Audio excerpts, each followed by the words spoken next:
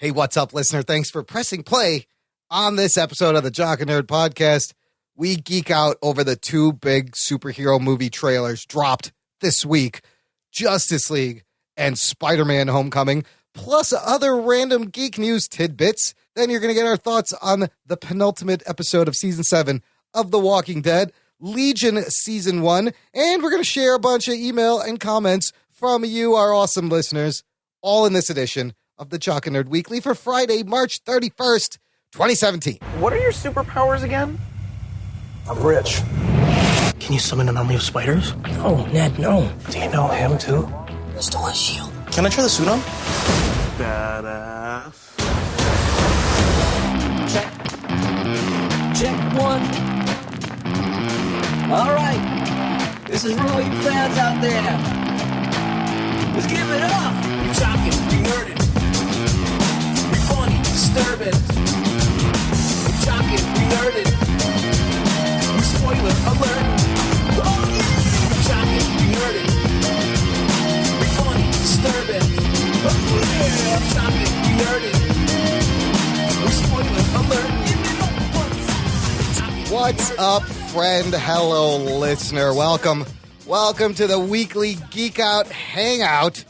Thanks for hanging out with us. This is the Jock and Nerd Podcast. My name is Imran. My name's Anthony. He's the jock. He's a nerd. Sorry, I was reading a text message. Oh, you bastard. Oh, I thought you had a lag, dude. I thought the Zencaster was lagging. Way to throw off the show right at the top, jock. Bro, do you even podcast? That's the jock, and that's why we're called the Jock and Nerd Podcast. And Rugs, how's it going? He's the Rugboy. Oh, I'm here, I guess. Yeah, what a disaster this is. Welcome. What's up, dudes? There we go. Okay, now we can start. Literally, I got a text message from the St. Patty's Day girl as you were reading that. As you were the St. Patrick's Day blackout girl, which you can hear the whole story on our Jock and Nerd fan club at jockandnerd.com/Patreon. Yeah, so I was like, oh, I got distracted, and then I didn't realize the show had started. All right, Anthony's getting a booty call text. I'll let it pass. If we were professionals, we would redo that whole intro, but you know what? We don't got time for that. We'll clear it up in post. No, we won't. Welcome to the Jock and Nerd Podcast. Ruggs, do me a favor. If this is someone's first time they're listening to us after that train wreck of an intro, I want you to bring them back. I want you to tell them what the show's about if they're a first timer. Well, the Jock and Nerd Podcast is just basically every week we go into trailers, we go into new TV shows, new movies, any news bits that are around, and we kind of sit there and talk about them. If we have something that's timely, like today we're going to do Walking Dead, right? That's the last episode. So if something big like a Walking Dead episode, we might talk about that a little bit. And we basically just bullshit and then bust Anthony's balls if we can. We can find something. Well, he regales us of stories. Just got a text from a booty call. He just got a booty call. So I think we got a winner here. Ruggs, that's a very good description. You missed the most important part is that it's all comic book and superhero related. What the fuck? Why is this the Jock and Nerd Podcast? I don't know. It's mostly your booty calls make it the jock. And but look, thanks for joining us. If you are new, check out our last show because we just celebrated our 2-year birthday. Yes, believe it or not, despite all of this nonsensical gibberish, we've been doing this for 2 years. It may not sound like it sometimes, but we had a lot of fun, and I want to welcome everyone to, this is officially year 3 Jock and Nerd of the Jock and Nerd Podcast. Year 3 will be drawn by David Mazzucchelli, written by Frank Miller. Wow. Yeah. I think it's funny that this episode has a show notes script. Yeah. And it's way more disorganized than when we did last time with no script. All right, right? We're already, it's a train wreck. Well, look, listen, here's what we're going to get in this episode. We got a bunch of trailers that dropped, lots of geek news to go over. We are, like Rugboy said, we're going to talk about the second to last episode of Season 7 of Walking Dead, and we got a bunch of comments and reactions to share from you, the listener. So how about we just get to the news since we've bungled everything else so far. Here we go. The Jock and Nerd Podcast. By the way, if you want to get in touch with the show, all you got to do is visit jockandnerd.com/contact. It's got our Twitter, our Facebook page, our Facebook group, voicemail line, speak pipe. You can email us, get in touch, get involved, say hi.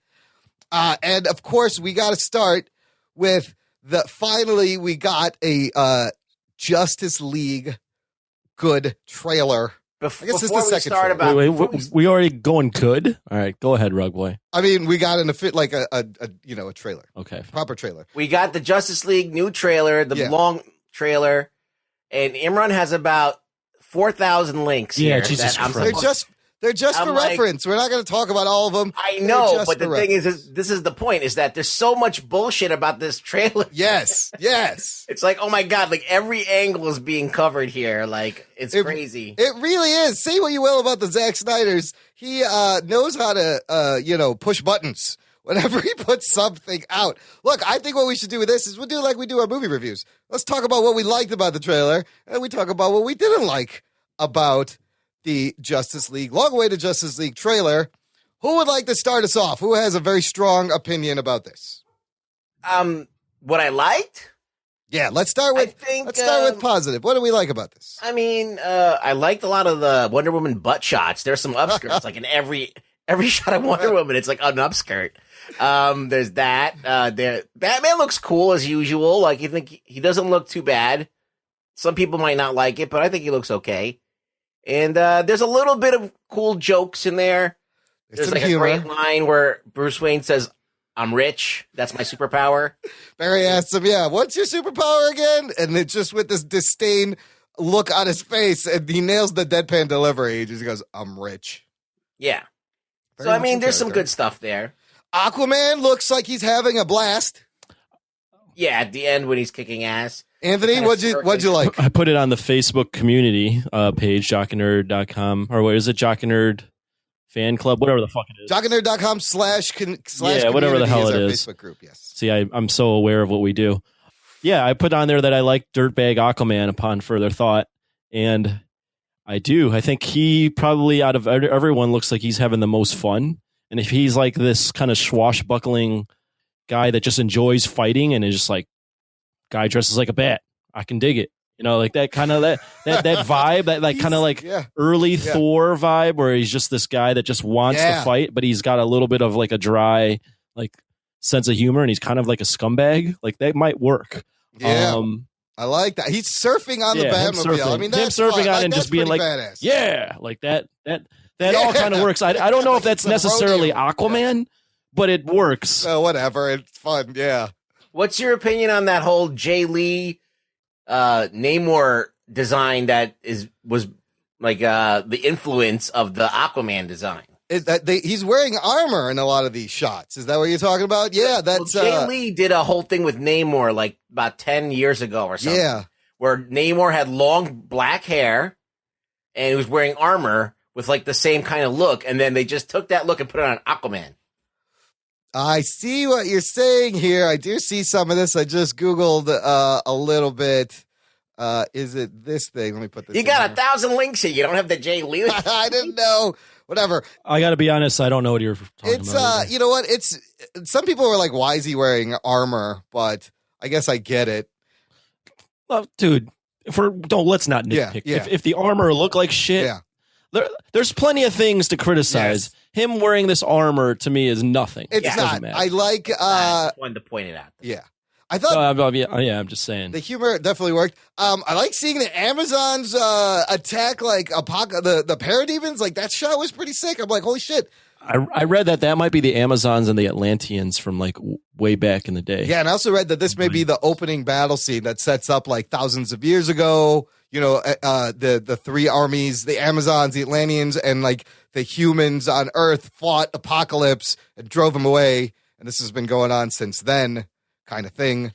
There's a lot of, there's some good stuff. There's some stuff that looks kind of cool. I'm still kind of iffy on the Flash's costume, but I mean, everything looks solid. Growing on me. What did you think of how they showed him running? It was, it looks a lot like the CW, only just more amped up, more electricity. There wasn't enough for me to judge how he's running. Yeah, I'll say the same thing. I like that they didn't give away. I mean, the movie is 8 months away. I like that they didn't give away a lot of the plot, which is... Yeah, I mean, in that sense, it's a solid trailer, and that it's literally a trailer, but it's more of a teaser than it's just a 2-minute teaser. Like there's nothing really, and they have a lot there that you can sink tease. into as far as plot. Yeah, they got a lot to tease in this movie. Right. Clearly, a lot of slow-mo shots. Okay, criticisms of this. What do we not like about this trailer? Cyborg. Cyborg looks like shit a little bit. Yeah, he doesn't really work. Yeah. It looks a little video gamey, maybe, but look, still 8 months I don't know away. if it's. I wouldn't go video gamey. Yeah. It just doesn't. It doesn't look Video like, gamey. It's not that it doesn't look real. It's just the design. I think, in my opinion, It still just doesn't- suffers- doesn't work. about it. It still There's something suffers to- from the Transformer kind of flaw. He looks like Megatron. Yeah. Well, I think that the human part that's integrated into the thing still looks like it's not quite there yet. Whatever they're Probably doing, isn't. Yeah. They do have a lot of time to brush it up. We also saw Mira, but it looks like he forgot to take like the blue filter off his camera. Oh shit. For a lot of these shots. David Malofsky made a nice joke. He's like, "Man, I wish they would just make this in black. I'm sure they would. They could make this in color or something like that." I wanted to steal his joke and say like, wow, they got a lot of balls putting out a giant superhero tentpole movie in black and white. Oh Like shit. that's very artistic. Good for you, Zack Snyder. I was gonna say the trailer didn't necessarily wow me either, and that would be my main criticism. Is I wasn't like, "Whoa, this is super impressive!" Like, holy crap! It was like, this is how I would have imagined a Zack Snyder Justice League film Yes. kind of looking. Like, Yes. there's going to be some cool shots. It's going to be in front of a lot of green screen, and it's going to be at night. Yes, overall, it's exactly what I thought it would be. Is a lot of the Zack Snyder slow-mo, muted colors. I wanted to share, dude, this thread, our Facebook group page this week blew up. You guys were great. I love watching this conversation. There was rants and back and forths. I wanted to share some good lines from our Facebook group based on what you, the listener, thought about this. Daniel Nosker says, not bad. You can tell they're trying to change how to do things, but we've been fooled before. Yes, we have. John Bellotti Jr., great line. Coming this November, green screen the movie. Oh shit. I like that one. Jordan Radford said, at least Batman knows he bought his way to the top. Hashtag I'm rich. And then Kevin Helden, of course you know what he's going to say. Hell, this looks amazing. Followed by a shit ton of smiley face heart eye emojis. Jimmy Grabbin, what a bet there would have been some teaser to Superman being in the movie at the very end of the trailer. Guess they're not spoiling that quite yet. I like the restraint on this. We'll talk about Superman in a second. Ronald Hans, trailers have never been a problem for the WBDC.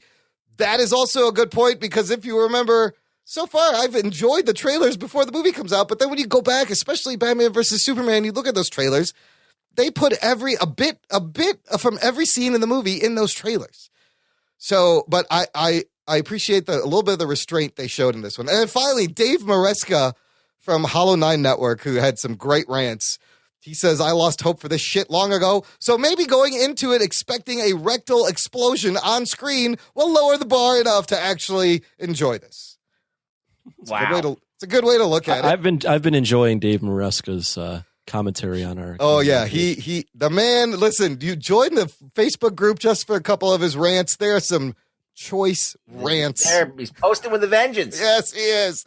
So. No Superman. What did you guys think about that? I'm glad we didn't see any Superman, but it's like you said, Anthony, the world's worst kept secret. We know Superman's going to be in this. I mean, they don't need to show him, but for anyone to be surprised that he's going to be in the movie or act like this is some sort of thing that they're hiding is fooling themselves. He's been on the fucking promotional material. Yeah. I think the thing that pisses me off more than Superman or the fact that they think that we're stupid enough not to know that Superman's in this movie is the fact that this emboldens all the DC fans. Like, they're like, see? It's a good trip. We're going to kick your ass, Marvel. And it just like emboldens them. I'm like, dude, wait till the movie comes out. Yes, the trailers are always good. The trailers think of the Suicide Squad trailers, the BVS trailers. I like that. They were good. So my other nitpick is the fucking song, like, it's so obvious. Yeah, it's so perfect. Zack Snyder, like, hitting you over the head, obvious, come together, but it sounds so generic. It's like I don't know who does this cover. Here, I'll make the argument against that. Okay. Most of these trailers would normally have that, like, operatic music, and he was going for something different. Granted, it's Come Together, which is, like, spot on the nose, like Yes. more Yeah. not couldn't it be more obvious of what you're trying to put out there, but it's not that classic opera themed or like epic trailer with that epic, score kind of thing. So Yeah. he's trying something different. Yeah, I mean, they also used that the White Stripes Icky Thump, guitar riff, and personally, I thought that actually worked because it's a little more edgy. It's not like so obvious, but it's got a great vibe to it that kind of fit this look or this universe, I guess. What else do we see? We see parademons, we see mother boxes, we see Silas Stone. You're bringing up.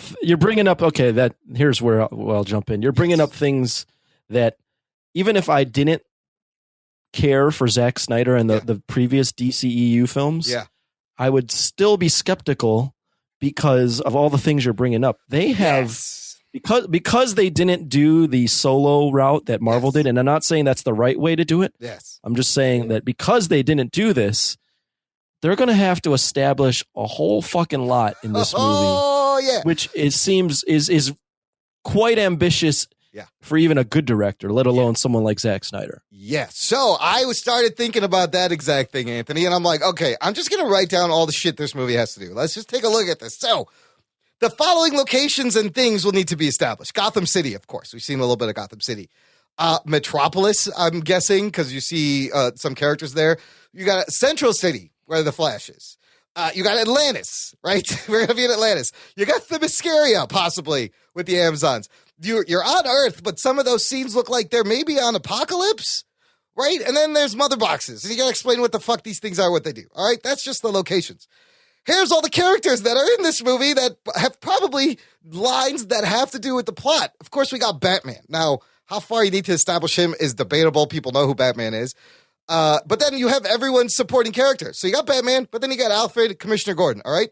Then you got Wonder Woman. You may not have to establish her as much coming off of her whole movie. But then you have her supporting characters in this movie, Queen Hippolyta, and, of course, the Amazons, okay? Now you get into the people you have to establish. You got Flash. You're going to have to introduce everyone to this Barry Allen. Not only that, you got Henry Allen, and you got Iris West, okay? You got to establish those characters. Then you got to establish Aquaman and the Atlanteans, and he comes with Mira, and Volko is in this. And then you got to explain Cyborg, and we saw Dr. Silas Stone. And I haven't even gotten to Superman. Because there's Superman, and you see Lois Lane. Martha Kent is in this movie. Lex Luthor is in this movie. And then there's still a villain. That's Steppenwolf that we haven't seen. There's parademons, and they're saying unite the 7. We only know about 6 of them, and the rumor was that there will be a Green Lantern in a key scene. Okay, so think about all that I just said. This is all the same goddamn movie. Oh, shit. And I don't know if this creative team has a track record. How long is this movie going to be? Okay, so that's another interesting thing. A rumor came out that this movie's runtime was 2 hours and 50 minutes. Oh, shit. 20 minutes longer than Batman vs. Superman. Butt breaker. And at first, I was actually okay with that because BVS kind of needed that room to grow. To breathe, I was like, "Make this is there's They fucking." just needed to cut out all the dream sequences. I read 18 characters just now. Yeah, it's a lot. You're gonna need 4 hours to tell this story, but the rumor has been squashed by Zack Snyder. But if you go to IMDb, it's listing it as 170 minutes, 2 hours 50 minutes. I mean, the movie's 8 months out. They could cut that. Yeah. Yeah. So I wouldn't read too much into runtime yet. But let me just ask you: Do you want it to be shorter, or I was actually all right? I would sit through. I don't care how long it is. Yeah, as long as it's got girth. No, I don't know. I mean, I don't care as long as it's good. I mean, the thing is, let me just say a special message to that's how you use it to Zack Snyder. Okay, hold on. Let me give you this. Here's the rundown. Cut the shit with the dream sequences. We don't need to see any dream sequences. Let's focus on only what's needed to tell the story and nothing else that's you're doing Easter eggs for later. We don't give a fuck about that. Any like artsy shit that doesn't like need to be told, don't worry about it. Don't do it. Don't confuse the audience with bullshit you don't need. Okay? Just go straight. You have too much shit to do. There's you can't so afford much to fuck around. Okay? So just go for it. Go straight for it. That's it. Okay. Let me float a couple of things by you. Also, the last shot where Aquaman's surfing on the Batmobile and then he jumps up, right? And you think he's going to attack these parademons, but they just kind of take him. Almost like that's the plan. Do you guys remember the Justice League War animated series in the original New 52 Justice League? I thought about that too. That crossed my mind. In that one, that Batman did that. He dressed up as like a hobo to get captured by these parademons to get taken to Apocalypse to save Superman. Yeah. I don't know if they're doing that. Now, the other thing is, how much you want to bet Superman comes in at the last 10 minutes and he's fucking evil? And he's just the bad guy, and he never becomes good, maybe. I don't know. No? I don't know. He does hate Superman, Zack Snyder. I have said, though, that they might be building towards an Injustice storyline, which would be pretty awful. And that's where Superman becomes fucking bad. Justice. You know, there was that whole like black costume that Cavill tweeted out way long time ago, and you know, he comes back from the dead and he's evil, but I have a feeling that maybe how it ends. Also, the fact that we're Henry Allen speculating is in the a movie, lot off of just I know, we really 2 are. minutes and 30 seconds or whatever. There's a lot in here though, because look, Henry Allen Is in there? the movie. We just said that this movie, that trailer said didn't really It divulge doesn't. any plot. That's a good point. I'm totally like just breaking this. I'm balls deep in this thing. Holy fuck. Henry Allen. If Henry Allen is here, does that mean that there's a Reverse Flash also in this DCEU? Like that's the story, right? I mean, I don't know. Does WB even know who the Reverse Flash is? Like, I don't know, but they that's don't why even Henry know Allen will be things. in They don't jail. even know what movie they're making next. Stop yourself. You're getting like Okay. way fanboy on this. Yeah. Okay, I'll tell you what, I like that line where Wonder Woman lands and she gets up and she's like, "Shall we?" Like that looks badass. The line at the end with Commissioner Gordon, it's good. You know, about him playing nice with other people. He's like, maybe it's just temporary. But I'd be okay if it was almost. I mean, the trailer definitely highlighted the humor in this potential movie, but yeah. You know, maybe this is maybe that was all the humor that's in the movie. Who fucking knows with Zack Snyder? Maybe this movie is going to be a lot of drawn out dream sequences and like slow motion movie shots of action, and then like 3 scenes of comedy. I wouldn't be fucking surprised. I honestly won't be surprised with anything except this actually being good. I wonder if they're going to take the main weapon that's going to kill the bad guy in the movie and then like move it around 4 times different places for no reason. Then just have someone throw it over that here. Seems to be a new thing that he's doing. Let's make this important have thing the and throw female it down into protagonist the just water. throw it in the water, and then jump in the water, and then have to be saved because she just threw it in the water. Yeah, let's do that. That's great writing. This thing looks important. I should probably take it with me, but instead I'm going to leave it right here. You should have sat on it. It's hard to make with. I'm sure they have a ton of cool footage for your initial. I guess we had a trailer during Comic-Con, but this is being called the first one, right? Yeah, that's the first official one. Yeah. So, I mean, I bet they have a ton of cool. It's quite hard to make a shitty trailer with all the footage they probably have. Right, they've been shooting this for a while, so. But I wasn't, like I said, I wasn't wowed. I wasn't like, holy fuck, this is the movie to see. Yeah. I was like, okay, like, this is kind of what I expected. It's solid, exactly. And we'll see what happens. It is a Zack Snyder trailer through and through with a couple of jokes thrown in for good measure. Moving on, his last movie, Batman vs. Superman. I found this article. This is great. We have final profits. Batman vs. Superman, how much did this movie really earn? So, in the end, this film grossed $873 million at the worldwide box office, of which Warner Brothers will pocket $367 million. The rest goes to the theaters. Additionally, they calculate the film earned another $314 million in home entertainment and television revenue. So, total revenue, $681 million for the studio. All right, here are the costs to subtract. Production cost $250 million. So we'll delete that. Another $157 million was spent on print and advertising. Take that out. Add in the $46 million in video release costs, another $122 million in assorted participation fees to actors, producers, directors, overhead costs. You get a total cost amount of $575 million. So the film ultimately earned $105 million for Warner Brothers. Lame. which is that's crazy. It's still a profit, but not really a big one.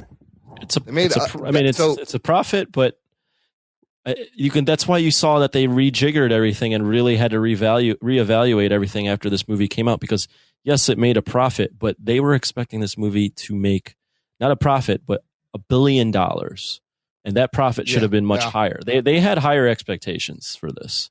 Yeah, So in terms of superhero movies, this movie just edges out Ant-Man for profit.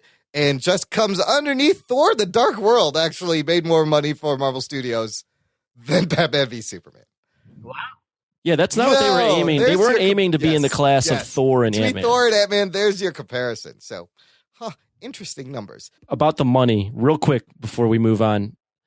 I mentioned it being class of Thor and Ant-Man. So 105 million, a lot of money. It seems like that's a lot of money. Let's look at like other movies that have made a profit. Yeah. Amazing Spider-Man 2. Remember that? Yeah. $70.4 million. Seems like a lot of money, right? Right. Yeah. Killed the fucking franchise. Yeah. So that's not enough money. That's just not enough money for these films. That's why they had to rejigger everything after Batman versus Superman and hire Jeff Johns and like really reevaluate how the fuck they're making these movies. Because when you're looking at just cost and profit, like this is the bottom line. Like this is not worth. They did double the profits from Man of Steel, which were 42.7 million. Well, that's another thing. Even Man of Steel, 42.7. Yeah. They were. I don't think they originally in their plans were going to make Batman versus Superman. I think they were going to go with a Man of Steel 2, but they were like 42.7 million. That's not enough money. Yeah. How can we up this? Let's put in Batman. Yeah. And then they're like, oh shit, 105 million, even with Batman. All right, now we got to actually fucking think this through. Yeah, top of the list here in terms of the superhero movies. Iron Man 3 making $391.8 million of profit for Marvel Studios, which is that's crazy. That movie that movie made so much money, but the hype was big. You know what the lesson was that from there too? Yeah. Let's hire Robert Downey Jr. to do more stuff, like put him in Spider-Man and put him in Civil War. Oh, we'll get to that because that is absolutely why maybe people are coming out. They look, hey, another Iron Man movie. Is this? No. Yeah. No, well, Marvel's like it's Robert Downey Jr. That's fucking just drawing people.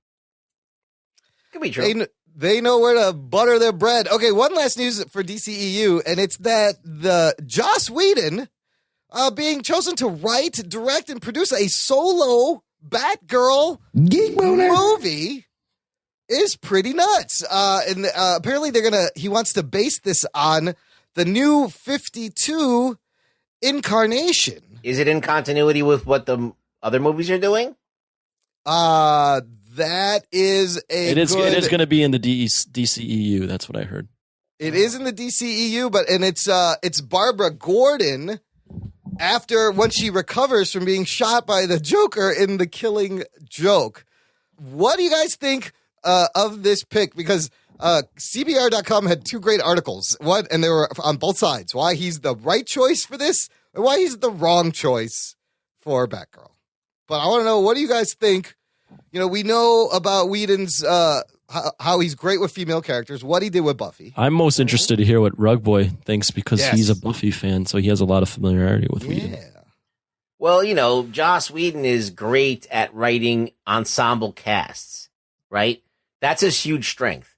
It's not in the female character. I mean, even though he does that great, but he has this way of, number one, treating the female character as the strength and having that ensemble cast that carries it through with humor and, you know, snarky cleverness and stuff like that.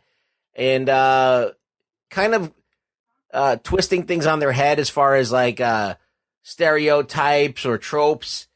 So I don't know exactly how Batgirl fits into this mold. I don't really think of ensemble as Batgirl. I would think the X-Men or some kind of Teen Titans would be more Joss Whedon style. But I know I'd like to see something that's just one character from Joss Whedon. I'd never seen that before.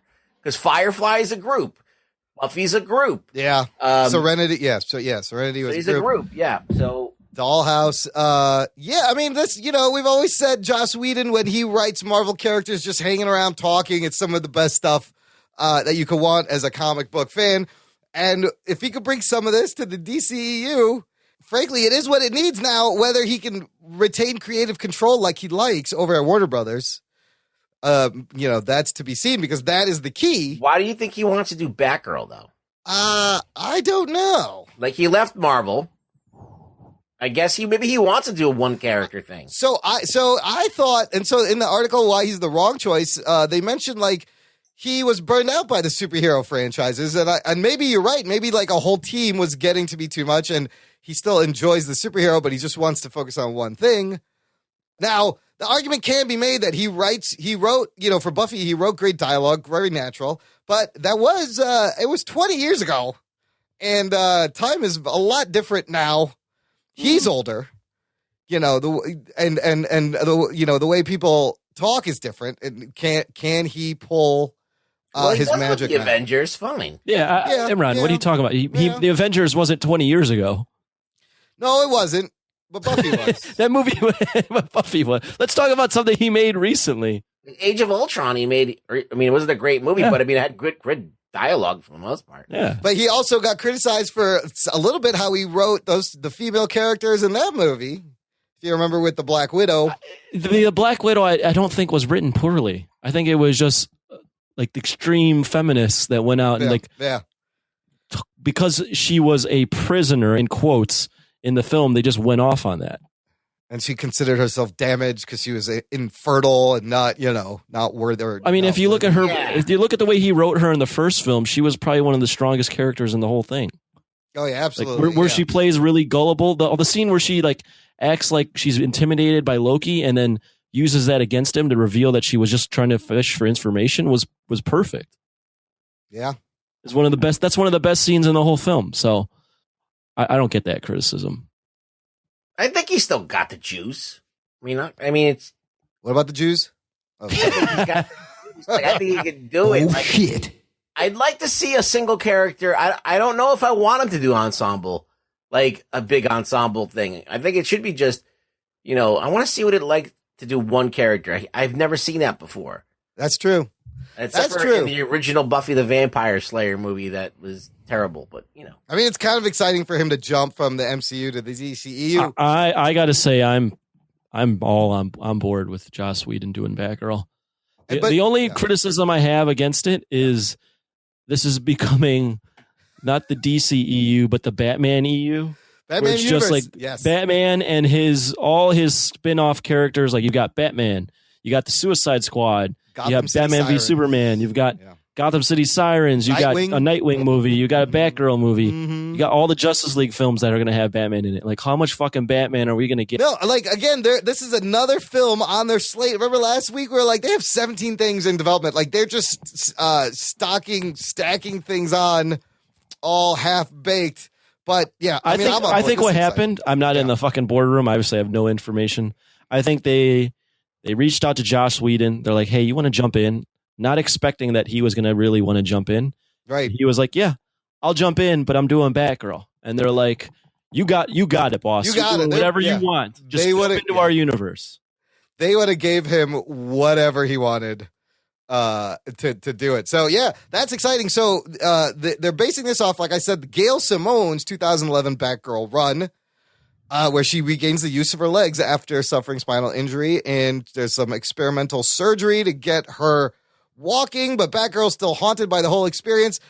I think this character needs the redemption from The Killing Joke. What Brian Azzarello did to her in The Killing Joke. Let Joss Whedon clean that up. Yeah, that's bad. That was bad. That was bad. I just felt so bad for Batgirl. So, yeah, exciting stuff. Let's move on to even more exciting stuff from the MCU and Sony. Of course, this is Spider-Man Homecoming. Before we even get to the trailer, a new trailer dropped. These posters came out before. I want to get quick thoughts on what you guys think of these colorful posters. There's 3 of them. There's the one where he's lying down, chillaxing, and you see the Avengers Tower in the background. He's wearing headphones. He's got on a yellow Midtown Science High School jacket from his school. Then there's one where he's hanging off the A of Avengers Tower. And there's one where he's hanging off a sign that points to the BQE, the Brooklyn Queens Expressway.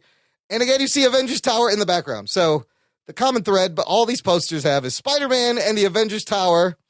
And I kind of like how they don't say Spider-Man Homecoming, in big letters anywhere, because it doesn't matter. You know what this is. Totally. Yeah, I like the poster. I like the posters too. They're not your typical Marvel floating heads poster where it's just bad Photoshop. It honestly looks like someone drew these. They have a very illustrative feel, especially the one where he's hanging off the expressway sign. It looks like an awesome painting. Now, if I'm going to get geeky, nerdy, nitpicky with this for a second, if you'll allow me to, the one where he's hanging off the A and he's hanging off the sign, it bugs me that he's kind of hanging off. He has his fingers curled over. Like why wouldn't you just have him have his fingertips touching the fucking sign like he's like a spider? Like, why are you hanging on to it? Yeah, that's true. If you look at the Brooklyn one, he's got his fingers curled on top of that one too. Yeah. No, both of them. The A and then maybe I would have liked like an upside down sticking to the sign, classic Spidey look, whatever. That's my little nitpicky thing. I'm like, why are you grabbing the top? All you gotta do is touch it and you'll stick there. That is a real Spider-Man fan nitpick right there. But my favorite one is that the green sign poster and the first one where he's just lying out relaxing. It's just very colorful. Your favorite one, and then you list two. That's great. I know. I like those two. Okay, let's get to this trailer, everybody. Let's do the same thing. What do we like about this trailer?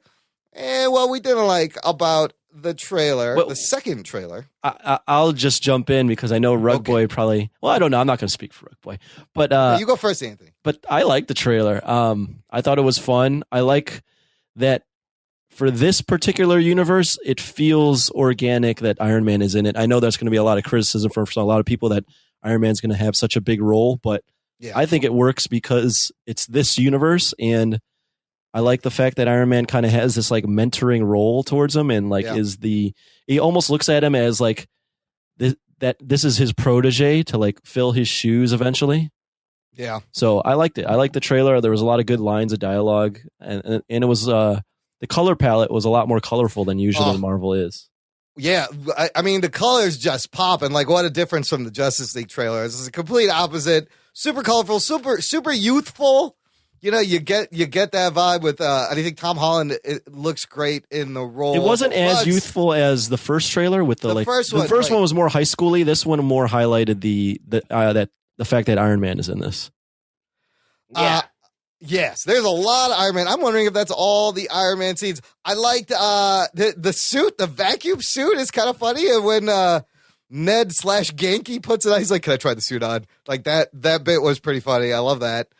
You see a couple of different Iron Man suits in this. Ruggs, what do you got that you liked about this? I just like basically the action feel. Like it looked like it's got pretty good actions, well staged. It looks like it's got some drama to it. There is like that heroism when you finally see Iron Man peek through and pushing the side of the boat. The ferry. You're like, it's like almost like a Superman moment. Yeah. So like, I like that there's heroism there, and there's like those moments. And there's like, it looks like it's very well filmed, and it's, I think it's a Class A production. It looks like it's, you get your money's worth. The action looks great. You really do get a sense of Peter trying to do the right thing, trying to be a hero, struggling with that and really making hard choices. So I appreciate that. Yeah, that's pretty much all I'll say about positive. Okay. What else? Imran, what about you? I mean, you're the biggest Spider-Man fan ever. I know that. Okay, let me phrase it like that. The first one, you were like, it didn't impress me as much. Yeah. So what about this one? Did this impress you, or were you like, no, this didn't impress me as much? I'm gonna be a picky Spider-Man fan. Look, if I'm talking with a lisp, that's how I imagine you talk in your head. my inner monologue is like that. Yeah, it's just a lisp. If I'm being completely honest, I'm still adjusting to this version of Spider-Man. Okay. I like the time web bomb. The different. I'm because what this is a mashup of every Ultimate version of Spider-Man, meaning the Ultimate book with Peter Parker, Miles Morales, Ultimate Spider-Man, and the Ultimate cartoon. This is these three Spider-Mans put together, and I think the thing that bugs me the most is that this is Miles Morales Spider-Man, and they just put in Peter Parker in this story. Yeah, when they actually go to do Miles Morales, if they ever do it, they're doing an animated Miles Morales in 2018. yeah, it's going to be the same fucking setup. I have to admit, when I saw the guy that's Ned Leeds, apparently, I'm like, that's totally Ganky. And then I was like, oh, wait, that's fucking Ned Leeds? What the hell? Are we getting into negatives now? Yes, we can go into negatives. I'm going to just piggyback on what you're saying, because I did feel like this is not Spider-Man that I know. And I know that Anthony pointed out that, okay, organically you have to have, Robert Downey Jr., Tony Stark involved because he was in the Civil War movie. And even then, I was just kind of like hit with pangs of, oh, he's getting a suit from Tony Stark already and all this stuff already from him. And then I was like, that's not Spider-Man to me. Spider-Man was like floating around on his own for a while and no one wanted to do anything to do with him. He was like this guy that no one liked. And now like he's like being embraced by Tony Stark and like shepherding it into the Marvel universe and giving all this tech, and then he takes away the tech. So the fact that he's getting all this tech from Tony Stark, does that diminish the fact that Peter developed all this shit on his own in the original Spider-Man canon? You know what I'm saying? There's a lot of tech in here, and also let me answer that. It kind of does. I will agree with that, but I also think the line where he's like, if you're something about like being with a suit, and if you're everything with a suit, then you're really nothing. I think that's the point where they're giving him all this tech, but I think they showed it in the trailer. He's going to be stripped down from all the tech, and it's going to be up to Peter at the end to be the hero, not Iron Man enhancing Peter. So I think it could work in this film. He's going to be Pajama Man for the rest of the movie, and I don't like that either. It is interesting how they switched that up. That's kind of unexpected, where he starts with the suit and ends maybe at the very end gets the suit back after proving himself. It ends with him being basically cage fighter Peter, how he was dressed in like Sam Raimi's film. Right. Yeah. I kind of love how the little spider on his chest is the spider tracer drone. Like that makes sense, and it does organically make sense that Iron Man would be in this. But let me ask you guys something real quick. Yes. Because you're both the longtime Spider-Man fans. And I read this and I was like, I didn't know that. So apparently this Iron Man Spider-Man relationship is like a new thing. Yeah. Like, very recent. Like back in the day, it was like Captain America that was Spider-Man's hero. And that Iron Man was more like Iron Man and Spider-Man never really even got along. They didn't really give a fuck about each other. Yes. So I guess there's a recent. So I guess I can see now how this would upset longtime fans. They're mushing a lot of things. You're absolutely right. In the beginning, Spider-Man looked up to Captain America, and he would get giddy. He could barely talk to him. Like he would be starstruck when Cap was around. Now, in that first Civil War, Tony kind of convinces Peter to be on his registration side, in which he reveals himself at a press conference, right? Right. To everyone on the behest of Tony saying, look, you show on your side. And then he realizes he's on the opposite side of his hero, Captain America, and realizes he has made an incredible mistake, picked the wrong side. He goes over to the other side. This relationship with Tony Stark is new in the Dan Slott Spider-Man. I don't know. I read that up until Civil War, they didn't have much of a relationship at all. No, and that's the other. The Iron Spider thing, that's all Civil War. That was afterwards. Yeah, and also this Shield and Spider-Man is a lot from like Ultimate, the cartoon, and the Ultimate Spider-Man books, and the Miles Morales. So this is what confused me. Ned Leeds, okay? Ned Leeds in Spider-Man canon was a reporter that worked with Peter Parker at the Daily Bugle. They weren't really friends. They were kind of competitors. He dated Betty Brant, and it was revealed that Ned Leeds was his enemy, the Hobgoblin. Ganke is a character from Miles Morales Spider-Man. It's his roommate with Peter in a private boarding school who is like a chubby Asian fellow who loves Legos and knows that Peter is Spider-Man, keeps his secret. Now, you tell me which character is this that they're showing us. That's what I've been saying since how the fuck are you going to call that guy Ned Leeds? That's clearly Ganke from Miles Morales Spider-Man. But I've bbeen saying this since we even saw the fucking first trailer. I've been saying this shit's not Spider-Man. So when this trailer with these more plot points where, and it's also being accused, they showed a lot of plot, but I have faith in Marvel. They do this. They show us a lot, and they always have something up their sleeve. They always have a twist or something. I hope this isn't the whole movie that they showed us, because I could tell you the story right now based on this trailer how the movie goes. My equivalency is, and this is what I'm going to hold everybody to task, because when Amazing Spider-Man came out and they did a little fucking jiggery-jew with the with his background, and everybody got all fucking butthurt over, like, they changed his origin a little bit. This is like changing everything, and everyone's just like on board, like, and happy about it. So I don't get it. It's like people are hypocrites. So I mean, like I said, I'm still adjusting. I mean, this movie might be fun. I mean, Amazing Spider-Man, it did fuck with the origin, but it still was an enjoyable movie for me, and I liked it. But I came away going, "Hey, they really fuck with the origin a lot," and I admitted it. You know, but I wonder if they're even how they're gonna hint at the origin in this. You know, if there is gonna be a flashback scene, or will they just completely leave it out and be like, "Oh, I have no idea." But they moved Peter Parker from a brownstone or whatever, a house to an apartment. Like, everything's different. Like, nothing's the same as it should be. And what qualities about Peter need to be in this for it to still kind of feel like Peter? Peter Parker needs to be a guy who has, like, everything shitty.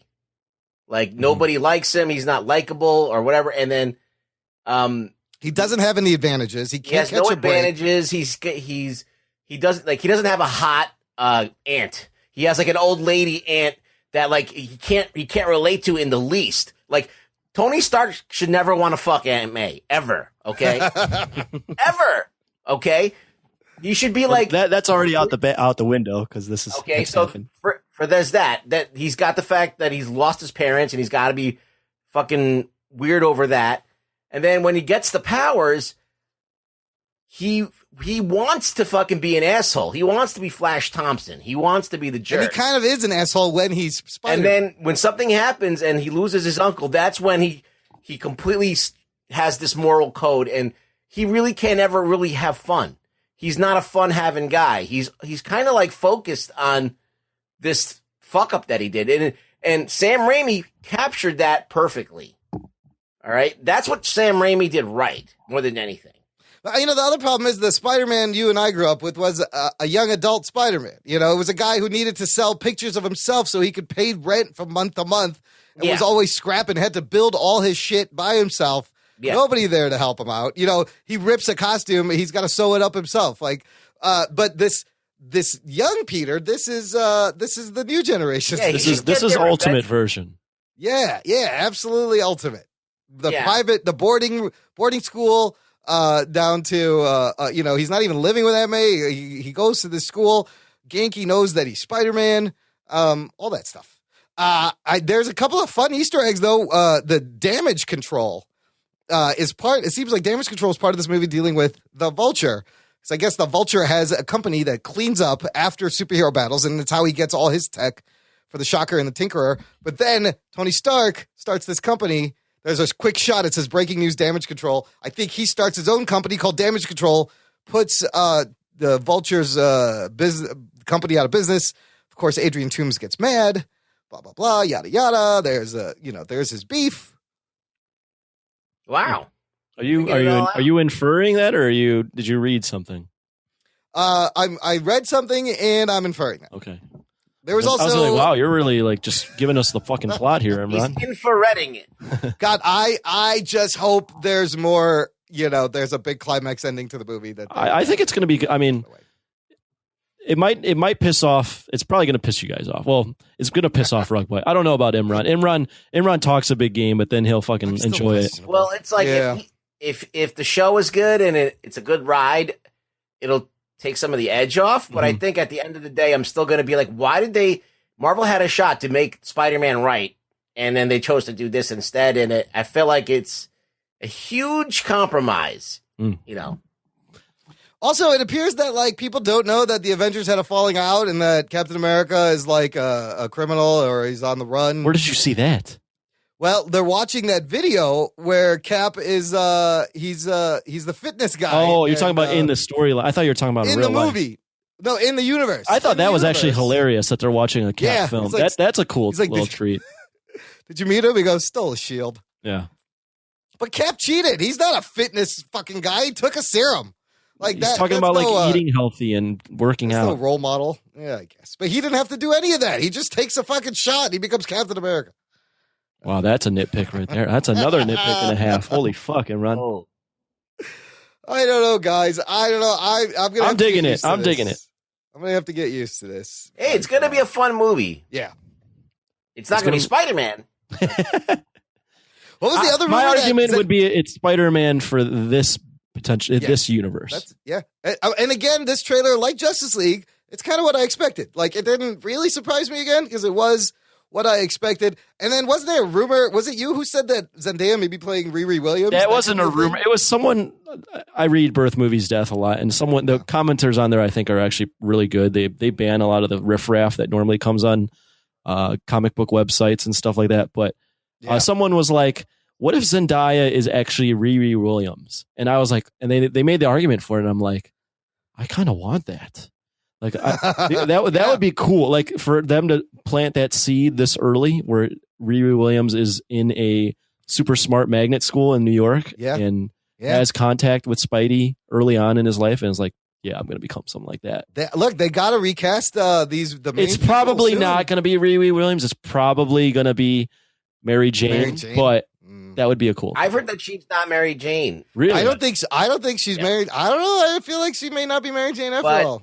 If she is, whatever. Just movies already, the girl he's kissing. From everything. The girl he's kissing in the trailer is Liz Allen. Liz Allen. There's also shots of her, and I'm not as familiar with Mary Jane's character as you guys, but like there's one shot where they're watching that video, and Zendaya's character is just reading a book. Like she could give two fucks about what's on that Captain America video, and she just acts like aloof, like above everything. And I don't know, is that Mary Jane's character? I thought Mary Jane was more ditzy. Not really. Yeah. She's reading a very a classic book. I forgot. I read that somebody even the first trailer where she's just like, "You guys are lame." But she says it in a tone that's just like, "I'm fucking better than everybody in this place." It's not very Mary Jane. So I think it's questionable. Like, and not being pretty, but more like I'm smarter. Yeah. Mary Jane. I don't know. Is that Mary Jane's character? No, not Mary really. Jane is a party girl, basically. Yeah. And an actress and a model.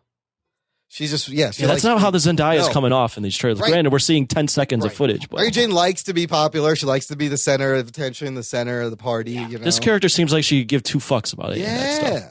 That book she's reading, I think the Nerdist had a video where that book, I forgot the name of it, but it's also about a boy who gets orphaned, who has to grow up and become a man and go through a thing similar to Peter Parker. It's kind of the deep Easter egg in there. So if she's not Mary Jane, why would they even cast Zendaya? What are they doing? I don't know. Who else could she be? Zendaya is one of the biggest names in the film. Yeah. That's a good question.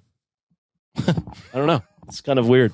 Who knows? Let me ask you this: which trailer got you more hype so far, Justice League or Spider-Man? Ooh, it's a tough question. I know they're different. I think I watched the Justice League trailer more. I did too. I did too. Yeah, I did too.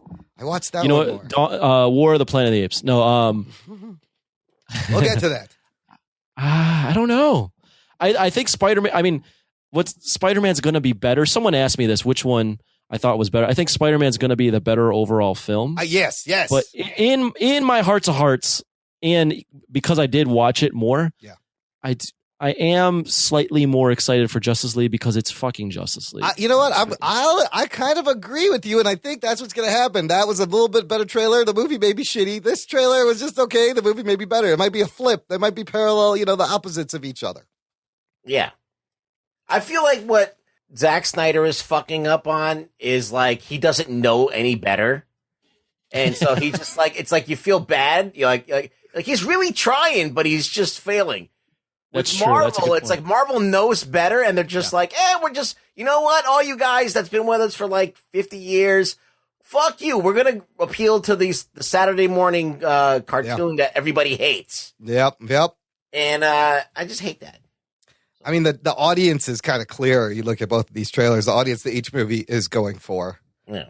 I did read a lot of, like I said earlier, a lot of articles on Spider-Man's history when it pertains to this trailer. And I'm seeing your point a lot more, Ruggs, than I used to. Yeah. In terms of why this would upset longtime fans. Yeah. Well, look, it's just things that the thing is like we had a lot of opportunities to have a good Spider-Man movie, and we've had like if you take a little bit from each movie, we do get somewhat of a Spider-Man, you know, who Spider-Man is, but just seeing that Marvel is not taking the reins and actually This defining is alt Spider-Man. This is alt Spidey. Yeah. This is They're doing an alternate alternative version of the character. Yeah. You know, they're doing things with the suit that are just not supposed to be done at this point. And it's just weird. So on the heels of that, also this report came out, some comments from former head of Sony and producer Amy Pascal about Spider-Man no longer being part of the MCU. This is exactly what she said. She said, one of the things I think is so amazing about this experience is that you don't have studios deciding to work together to make a film very often. In fact, it may never happen again after we do the sequel, because Sony and Marvel all decided that the right thing to do was to allow Peter Parker and Spider-Man to be in the MCU and to work with the Marvel guys and have them produce this film. And I think that was a very rare thing for three companies to do and a very brilliant thing for them to decide to do, because there are only so many stories that you can tell again and again and again about Spidey. This is something that we would never been able to do in any other way. So it was a very selfless thing. That was a very smart part of all the companies. But the comment about it may never happen again after we do the sequel, and the fact that they are going ahead with this R-rated Venom movie to start their universe, possibly with Black Cat and Silver Sable, and the fact that he has a 6-movie contract, which would be Civil War, 3 Spider-Man movies, Avengers Infinity War, and then, I don't know, yeah, that would be, there's one more? The 2 Avengers Infinity Two War Avengers films. Infinity Wars.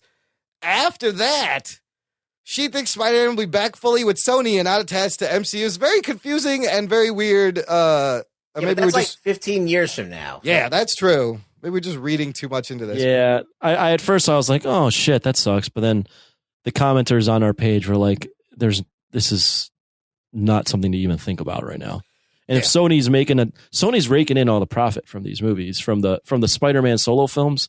So if Marvel's producing them and or coming up with the storylines and they're fucking hits, I don't see why Sony would be like, okay, we're taking them back now.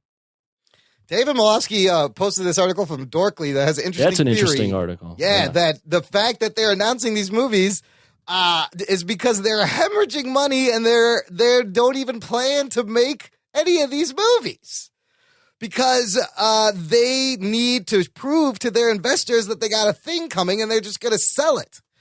I mean, it doesn't make any sense. Not to their investors, it's to potential buyers. They're trying to to buyers, right? Establish that they have all these movies in the pipeline that could be potential franchises, so to up the value of the company when they do sell it, is what the article is saying. They lost $920 million in Q3 of 2016 alone. It was a loss that came up. Wow. Yeah. Well, they don't have any other franchises other than don't. this and James Bond.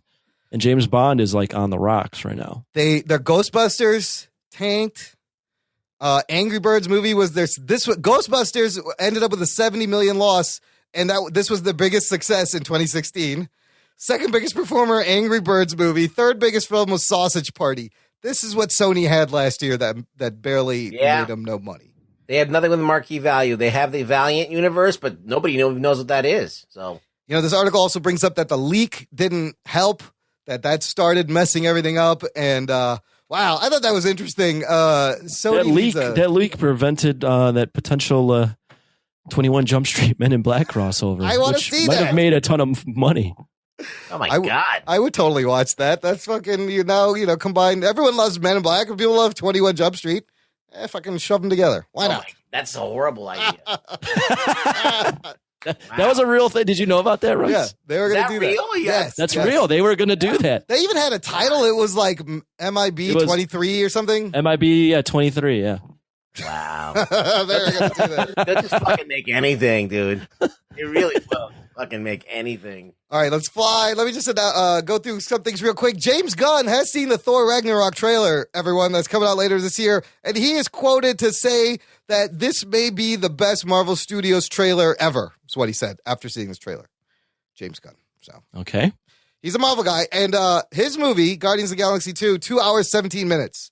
It will run 2 hours, 17 minutes. Solid. What was the last one? How long was the last one? Do you know? Let's have a look. I might say it in here. Google. Marvel usually averages over 2 hours on their films. 2 hours, 2 minutes? Usually around like the 2 hours or like 2:20. Civil War is the longest. But does it have the most girth? It's all about how you use it. It doesn't say it's not even the girth, it's the slight curvature at the top. To the left. Yes. Yeah, to the left. Sometimes to the left, sometimes a downward curve is better. Sometimes you get that weird upward curve. It just depends. So Civil War, the first one was shorter. This is the fourth longest project produced by Marvel Studios. Coming behind Civil War, Avengers, and Avengers Age of Ultron. Makes sense. So, yeah, it's a good runtime. I like that. So we talked about Venom. Sony is moving ahead. They're developing this R-rated Venom to start their own Marvel universe, and they're looking at director Adi Shankar, reportedly in line to helm the Venom movie. This is the guy. The one that did the Venom film. Yes. Online. He did the Truth in Journalism with Ryan Quanten, a little short film. And he also did, I think, Dirty Laundry and the Power Rangers thing. I think it's about time somebody gives this guy a movie, a big studio movie. He's like, look what I'm doing over here. I can make all these things. Give me a shot. And I think he'd be good for R-rated Venom. I mean, I don't give a shit about Venom, so if he fucks it up, I don't care. It's a good example right there. Okay, there's another awesome trailer that came out, which was War of the for the Planet of the Apes. Trailer 2. Anthony, you're the big Apes fan. What are your thoughts on this one? This is the fucking movie to watch this summer. This is the movie, dude. I've said it before, but I don't think I've said this exact quote. I think Dawn of the Planet of the Apes is like one of my favorite movies of all time. Yeah. Like this franchise has been so good, and I think, in my opinion, it's been underrated. I don't think enough people talk about this is a successful reboot. This is what you call a successful reboot. Oh my reboot. God. And this third film looks, I mean, the trailer is just awesome. It's one of those things that should not be this good. Yeah. You're like, okay, they get Planet of the Apes, the classic movie, okay, we don't know what it is. You're like, how's it going to be this good? It's going to be it's that good. They really took it to a new level, and they really made it unique, and they're covering all the bases that you want to explore in this whole world. Like, you know, whether we're being replaced by a new species, and the fact that the human beings died out with a virus, and all that other stuff. You know, a lot of shit was going on. The apes look great. I love that one shot of the soldier. That's the thing, is that the ape. That's the apes look even better in this trailer. Yeah. I didn't know they could look that much better, but they look amazing. Like the expression on the little baby one with the big ears, and part of it is just, it's so amazing. I love the shot of the back of the guy's helmet, and it says Monkey Killer. It's written on the back in like chalk. And then what's his name? Wesley Harrison.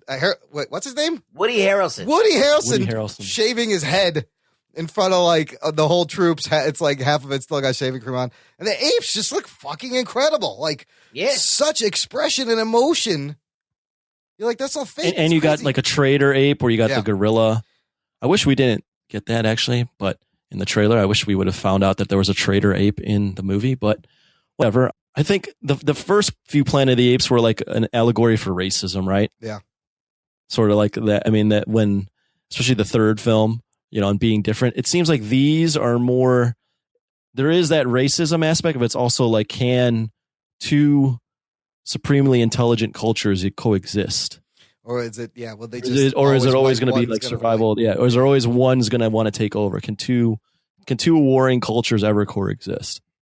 And plus, just the faults of man, how they think they're superior, and then trying to reconcile with, maybe we're not the most intelligent species, and we're about to be wiped out. I don't know. I didn't think it gave away too much. It didn't bother me. It was a lot. No, like not the too other much. Trailers. Yeah. It just looks so good, and it just looks good. It's gonna be a fun time. The white stormtrooper looking troops, like just all in white with the white goggles. Like, I love that look. It's gonna be a fun. They also got the fucking albino gorilla. Oh, there's a white gorilla. He's a vitiligo gorilla. Yay! That's you, man. That's me. I am the vitiligo ape. Yeah. Well, I think it's not only going to be a fun time, but I think it's going to, like, that end of the second film when like Caesar is just like in pain because he knows that like war is coming. Yeah. and that he knows what has to be done. Like when he's like crouched with I forgot Jason Clarke's character, and Jason Clarke's like, they both know that like this is not going to end well. Like these movies aren't like just these swashbuckling good times. These are like movies that make you feel. They give you the fucking feels, man. These movies. Absolutely. Heavy themes of life and death. It's I can't that Betrayal. I mean, that awesome. second one with Koba. With me, come on, man. Koba's a fucking awesome character. Not too bad he's not in this film, but Yeah. This is coming out July 14th. I'm hoping that this one continues the goodness. You know, it looks like it's going to be. sorry guys. There's another trailer. Are we done with Apes? Yes. There's another trailer that you didn't put in here, but I was kind of wondering if you guys saw Which one? It. Oh, I did watch the It trailer. I love, dude. It scared the shit out of me when I was a kid on TV. Seems like it's in your wheelhouse, both of you guys, in terms of when you grew up. I think are they doing it? So what I heard, they're doing it in two parts because like the whole story is If when this they're does kids. well, Yeah. if this does well, then they'll make the adult one. Yeah, then they all grow up and they come back and kind of deal with Pennywise. Sufficiently scary, good stuff floating in the thing. Here's another trailer. Wait, you guys barely talked about it. I want to hear what Rugboy says. Go on. Nobody cares. It actually looks like okay. I mean, it reminds. I was like, oh, this is Stranger Things version of it. You know, Was that kid? Is that the kid from Stranger Things in there? Yeah, that is. But, hey, listen, I like movies with kids that get into adventures. I like that, and I like that they're. It was a. I don't think it was a movie. I think it was a TV. It's a made-for-TV miniseries. So, like, they couldn't really go certain places. They could only go so far. So, it'd be interesting to see what they could do in a film. But I heard that the guy that was going to do this was the guy who did True Detective. And that guy's an awesome director. But I think that he bowed out or something happened and someone else. There's been directed some by production Andres, issues. Yeah. Andres Machete. Yeah. So I think I was psyched for it when it was going to be the True Detective guy. But I don't know. Let's see what happens. The trailer looks good. Who knows? Yeah, he did Mama, that horror movie Mama. Okay. Yeah. So I never read the book. Yeah.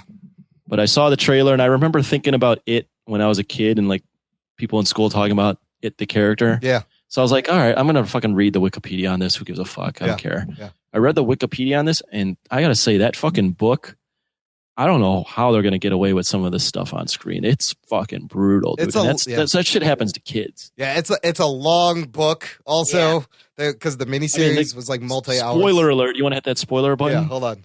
Prepare to be spoiled! That little kid who is looking down in the sewer gets his arm ripped off. Yeah. I mean, what the hell? By Pennywise. How are you going to put that on? I mean, even a movie, I don't know how you're going to pull that off. Hey, why not? They all float down here. That's all right. I don't know. Why can't you do it? Yeah, what's wrong with that? Deal. It's a fucking. I don't know if you can actually portray child violence on screen. Sure you can. You seen any fucking horror movie with little kids? They get yeah, but do you ever see them actually get killed? I don't know, but you should. What about zombie kids? Like like on The Walking Dead, they shot zombie kids and they're zombies. I mean, you said you were watching that Oliver Stone shit, right? Yeah. Dude, they used to go to the movie theater. They used to play like dead bodies from fucking World War II and fucking all over the place. They didn't care. Like, in those newsreels, yeah, they would show. I just thought I'd read that you couldn't. There was a limit to how much child violence. Probably can't anymore because we fucking have our balls fucking stapled to our mouths now. Can't do anything anymore. It'll be all CGI. There's no real kids were hurt in the making of this thing. I wanted to shout out one more trailer that is fucking badass, and I don't see anybody talking about this movie. I don't know if you guys seen it. This movie's called Atomic Blonde. It's Jane Wick. It's exactly nailed it. It's Charlize Theron. I put a link in the Red Band trailer. Listener, go to the show notes, jockandnerd.com/160. She is a badass in this. Like, it starts out with an amazing, brutal fight scene. It's Charlize Theron kicking ass with guns.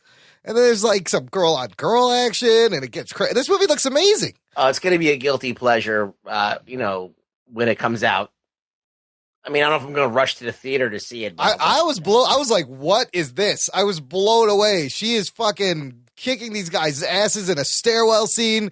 And then she just looks great with 2 guns and being an assassin all beat up. Anthony, did you get a chance to look at this? I'm playing it as we speak. That's interesting. The fight scene looks good. The fight scene is intense. That's all I'm at right now. Yeah. I'm at 53 seconds. That fight scene sold me right away. I was like, whoa, what is this? Super violent, lots of headshots. You got John Goodman is in this. The guy who, I don't know if you watched the latest season of Sherlock, this one guy plays a bad guy who's amazing. He's in this. Jane Wick. Charlize Theron doing all sorts of crazy action scenes. I'm kind of excited for this movie. Yeah, I like seeing movies like this. This will be July 28th. It's like The Long Kiss Goodnight or whatever. Remember that movie? It's a high-stakes global action thriller. It takes place in the city of Berlin on the eve of the wall's collapse and the shifting power of superpower alliances. Charlize Theron portrays Lorraine Broughton, a top-level spy for MI6, who is dispatched to Berlin to take down a ruthless espionage ring that has just killed an undercover agent for reasons unknown. Goddamn, that looks awesome. I was like, this trailer is great. Nobody's talking about Atomic Blonde. I will go see it. Sure, I'll check it out. Anthony, thoughts so far? Is it based on a comic book? Looks good. I don't know. I don't know if there's any. I don't know if there's source material. I probably won't see it in the theater. I probably might never ever see it. Never ever. I haven't seen John Wick.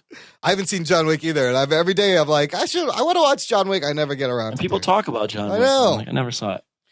Screw John Wick. Watch Atomic Blonde. All right, that's it for the news. Let's take a break. I'm going to play a couple of promos of some fun shows to check out, and we will continue. After these messages, we'll be right back. I'm Jason. I'm Jeff. And I'm Blake from the History of Bad Ideas. And we'll get back to your regularly scheduled program here in just a second, geek listeners. But we do a weekly podcast called The History of Bad Ideas. Yeah, well, we'll discuss things like television or movies or music or games or any other thing that falls into our geek-related podcast knowledge. You can find us on Geek Life Radio, Fridays, 10 a.m. Eastern, 9 a.m. Central, or Radio-Blitz, Saturday, 9 a.m. Eastern, 8 a.m. Central, or you can listen to us whenever the hell you want on iTunes and Stitcher. Check us out. Roger says goodbye. Goodbye. Do you long for the good old Saturdays, filled with morning cartoons and sugary cereal? How about the lazy days, just vegging in front of the telly all afternoon? Well, I do, and that's why Saturday Morning Pajamas was created. Tune in every Wednesday and Saturday for a good old dose of nostalgia, B-movies, and the latest cinematic hits. Check us out at www.nonoms.net. That's www.nonoms.net. Do you like superheroes? Do you like movies, television, and comic books? Do you like movies, television, and comic books about superheroes? Then you'll love Podcapers, the official podcast of aplacetohangyourcape.com. Featuring me, Scott James Merridew, we will be talking about a variety of geek and nerdy issues, like, is Marvel better than DC? What's going on with the X-Men film franchise? And is Disney evil? Yes! Yes it is! It's pure evil! Don't support them! They're terrible! I'm getting ahead of myself, because we will be joined each week by a rotating panel of guests who will attempt to rein me in. Don't you worry, it's not just going to be one guy ranting for hours and hours and hours. I've been told I'm not allowed to do that. By this guy, in fact, David Molosky, the editor and creator of A Place to Hang Your Cape. Hi guys, Scott's holding me in a room and making me listen to his rants. Please listen to the podcast. He says it's the only way he'll let me leave. Oh, David. You will never be allowed to leave. You will listen to me for all eternity, as will all of you who listen to the podcast. So please check out Podcapers, the official podcast of A Place to Hang Your Cape, where superheroes go to relax, but I never do. The Jock and Nerd Podcast. Okay, carrying on, listener. Check out our fan club, jockandnerd.com/Patreon. Anthony, why should people join our fan club? What's in it for them? You get to hear my fucking sex stories. Yeah, that's right. That's worth the price of admission. You will hear about the girl that just texted him a booty call at the beginning of this episode. Full circle, everyone. Yes. Comes full circle. Anyways, just go to jockandnerd.com/Patreon. Links are in the show I notes. usually come just straight ahead, but Whoa. or like a little bit of splatter, but not really in a circle. Not in a circle. All over the face and chest, though, definitely. Listen, boys and girls, Ugh. you go on that Patreon if you want to find out what a guevadoce is. All right? Yes, there will be I'm some. telling you right now. Yeah, put that on there. Yeah, I will. I was going to put a little bit of it at the end of this episode, but No, put it on the Patreon. Okay. No, fuck you guys. You're getting free shit. Enough free shit. This is enough free shit. We had a great Guevadoce conversation. If you want, look that up, first of all, and listen to the Patreon bonus. It's quite a thing. Let's get to, I wanted to discuss The Walking Dead. We just, we got to the second to last episode of season 7, episode 15. Something They Need. It was a week ago, and by the time the show posts, the finale will have aired. But we are talking about one back. This episode, what do you guys think? I was there was a lot of things going on. Things were moving. So in that aspect, I kind of enjoyed it. Right. My favorite thing about the episode Yes. was when Maggie made a fool out of that dude. Gregory? Yes. That part is great. We find out Gregory's never actually killed a walker. Oh, shit. He's a pussy. He's a fucking slimy weasel, and she calls him out in front of his guys. The fucking pregnant woman is taking people out. She's like, pussy. I know. But the best is when they walk by, and she's like, as if she's like, oh, he's never killed one before. Isn't that cute? And they're like, that's not what he told us. And I was like, oh, shit. He was going to kill her, and he have the balls to do was. that either. This guy, Gregory, is a fucking sleazeball. He's got to go. Spineless. He was going to stab her in the back, but he needed to be saved because he's a fucking pussy. That was great. Anthony, what'd you think of the beginning whole sequence of Sasha and that dude and Negan? I mean, that's right. What, from the comics? That is straight from the comics, except it's not Sasha. It's like a white girl. Yeah. I forget who it is. At first, I was like, it's not that sequence. That sequence I didn't care about. I thought it was like, okay, this is typical. Like, I knew Negan doesn't like rape. Right. What more bothered me is she goes, it was just so stupid. Like, she went into the compound last week. Yeah. We don't even see what kind of hell she caused. Yes. And she's immediately, like, it's just like, you can't write this character to be any more dumb. But not than only to rush into the compound that you don't show what happened. You don't show anything that she's did that would have like upset things, and you just show her in the next episode just sitting in a fucking cell. Like, I mean, you could how stupid are you? You can kind of infer that she didn't really kill anybody because Negan would have brought that up. You've been like, you got some huge lady balls or whatever. I love that. He's like, you got some beach ball sized lady nuts. Now, here's the thing. Even if she killed people, for some reason, he's got a soft spot for people from Alexandria. All the people they've killed, all of Negan's people, he hasn't done shit to any of them. Like, he let Carl he's killed go. a few of them. No, but Rick and them killed a bunch of his dudes in their sleep, and he's like, I'm just going to kill 2 of you to make it even. He lets Carl go after he shoots a bunch of people. He spares Rosita. Sasha gets caught killing people. Like, why doesn't he kill these fuckers right away? I don't get it.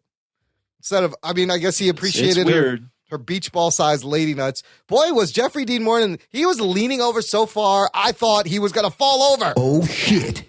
Have you noticed that? Does that bug you yet? Leaning back like he was fucking. He was leaning to one side. He was Fat Joe in the 90s. I thought it was like the 66 Batman. Like, it was all sideways. I was like, what is this Dutch angle? Oh, wait, no, he's just leaning that way. I just think it's the way they wrote her was dumb. Yeah. That was just stupid. Like, you wrote her to basically look like a fucking imbecile. I don't know what the point was at, because then later she gets the suicide pill from Eugene. I think that she wasn't trying to get the pill. She was trying to get a knife to kill Negan. Right. Negan just wasn't aware or isn't in on it and just gave her the pill because he thought that she actually wanted to kill herself. She wanted to fucking fuck up Negan. She was trying to get the mullet guy to give her a knife. Eugene, she was like clearly overacting that whole thing. I love Eugene again. He's like, that would be the correct select. If you join us on our side, I highly recommend it. Yeah. I love the way he talks. I mean, it's hard to argue that Negan or Eugene's wrong. No, he's got a pretty good life there. And, he explains why too, which was I thought was very interesting. And I liked his explanation. Yeah, and you're kind of like, okay. What did he say? He's like, he said he tried being brave, and he realized even in the moments that when like Abraham died and all that, that he's just never going to be a brave guy. So this is basically where he has to be. Yeah, he's like, this world needs this kind of person, and that's just not going to be me. And so I'd rather be here. I also love the line, full disclosure, that pillow is not hypoallergenic. Like he's cared about the fucking pillow. There's a guy about to turn into a fucking zombie next to you. I think the hyperallergenic thing is not important. Okay, did you guys think it was a little bit hypocritical for Rick to just like go and take those people's guns, which is exactly what the Saviors are doing to them?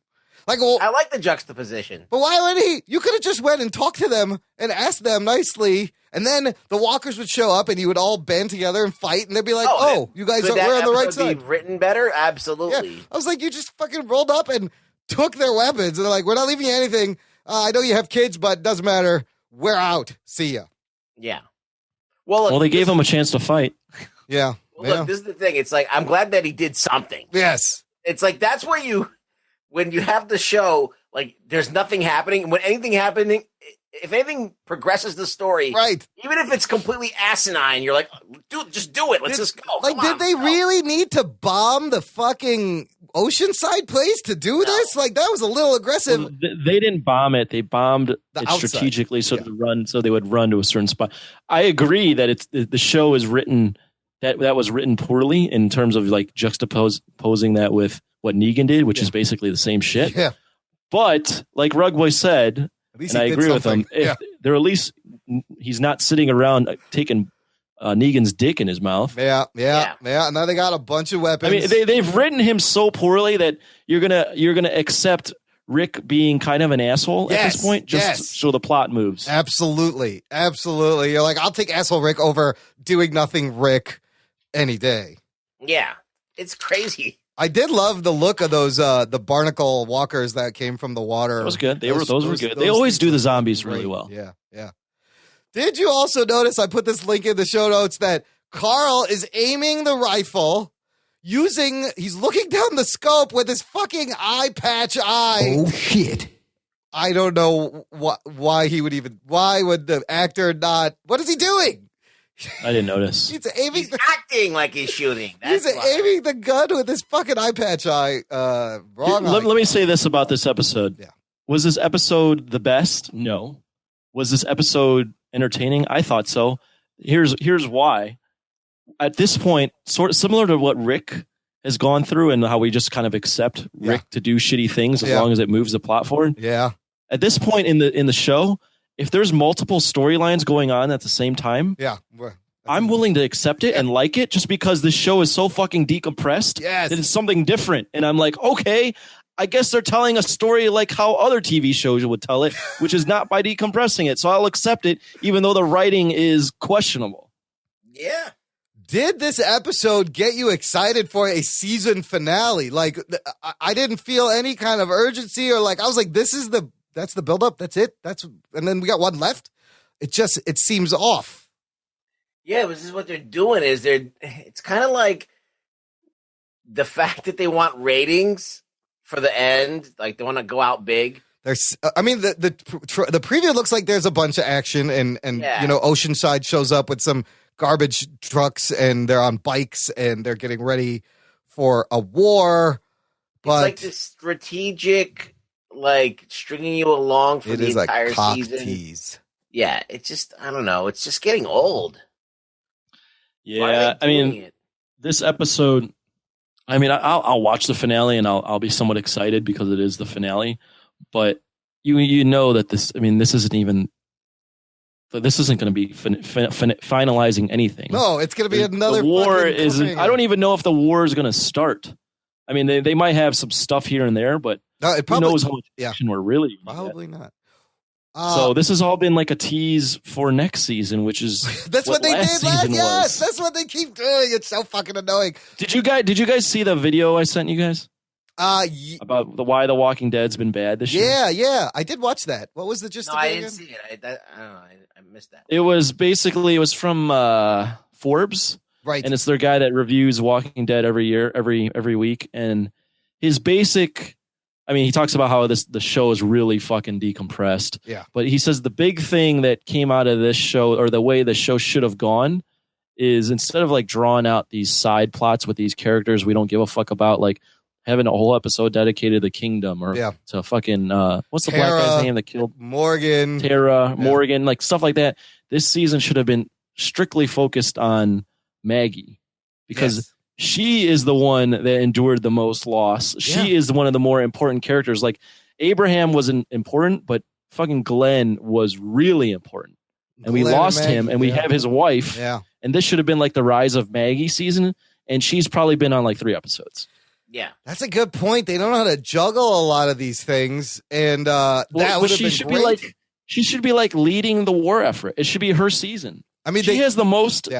She's got the most motivation to get after Negan. Instead, she's fucking hanging out with Sissy Pants that leads fucking Hilltop, planning like cabbage. I mean, isn't she still hiding from Negan technically? Like Negan, she's hiding. Yeah, she's technically dead. Negan thinks she's dead. Yeah, her and Daryl. That could be a great storyline though, where she's like considered dead, and she's the one leading like the. Cool.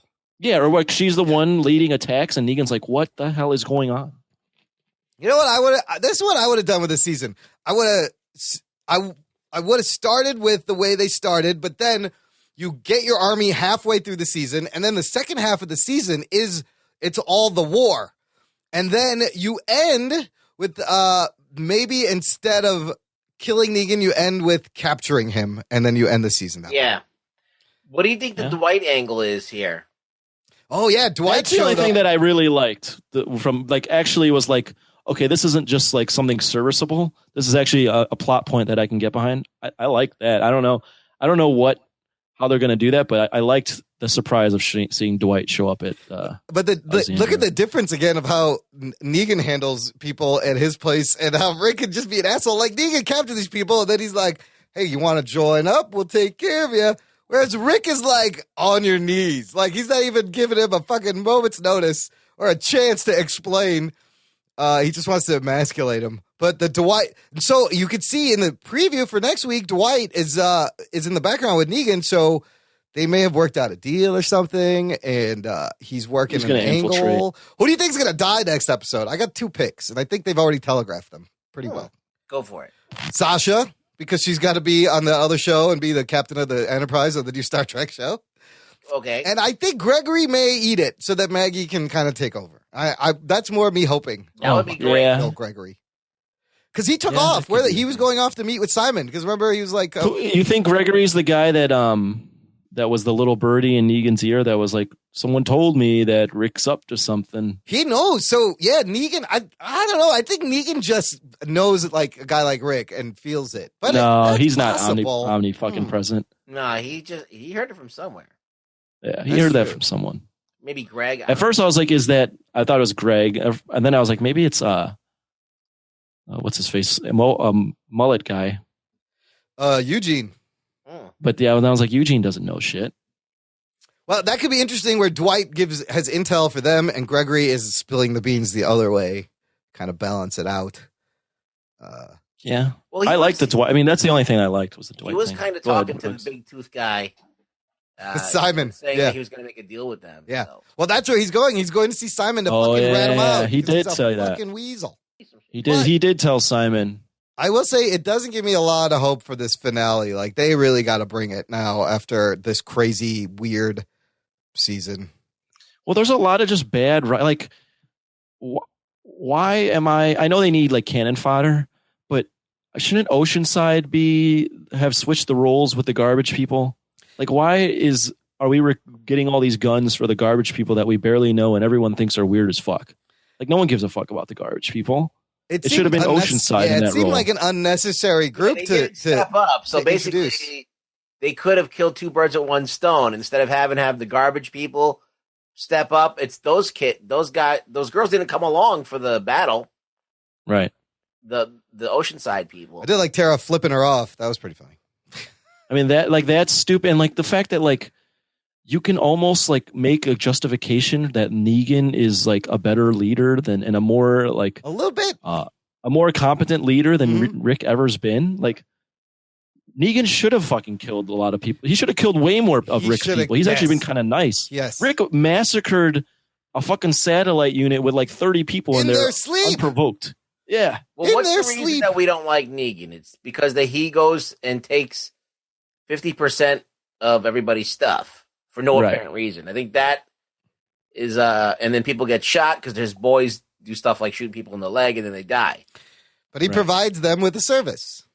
So I mean, he's not the best. He's not the best. I'm just saying, like, Rick's been written so poorly that you can almost make the case that Negan is a better person. Yeah, and Rick doesn't have a harem of women. No, he doesn't. No, he doesn't have many wives. Oh, Aaron's husband may also die also, because anytime a character, tells someone they love them, they're usually gone. Remember Denise said that? She's like, I love you to Tara, then fucking they killed her. Anytime someone expresses and Rick's blondie girlfriend from Alexandria, they like kissed and then she dies. And then she gets killed. Yes, anytime there's a relationship, it's not to end happy. No. I don't know, man. This season and last season have been just not good. Yeah. Just all over the place. And they want to keep going for 20 years. I saw somewhere. They're like, we could go for 20 years. Oh, boy. It's too deep. I just don't understand why their writers like have so much filler when there's so much story you could tell, and they just have filler after filler episode. It just saves money, I guess. I don't know. Yeah. They're either... That might be it. It might be just the money thing.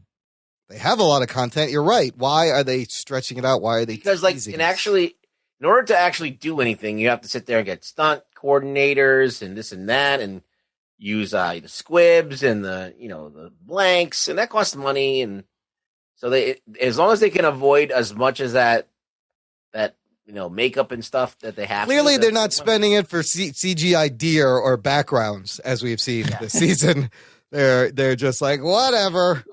That is the craziest thing, is they can make these like barnacle-filled zombies that look amazing, and then they can have Rick stand on top of a garbage pile that in the background looks like a fucking set from a high school broadcast. It looks like a student film.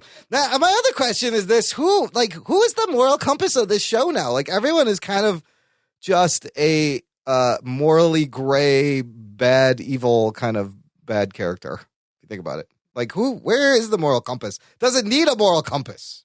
No. I mean, I would say maybe Maggie, but she doesn't really fill that. But I guess because she's the potential mother, she might fill that role. Yeah. What about Jesus? Oh yeah, there's also Jesus. He's not exactly morally. Yeah. I mean, he's gone and he helped infiltrate the Negan's base and kill people. Yeah, that's right. In their sleep. That's messed up. This is true. So I don't know. Carl just needs to use the other eye to aim this gun. You'll probably get a better shot, Carl. Try using your good eye. Better luck next time. Better luck next time. So let's see if they can bring it for the finale, and we'll let you know what we thought next week.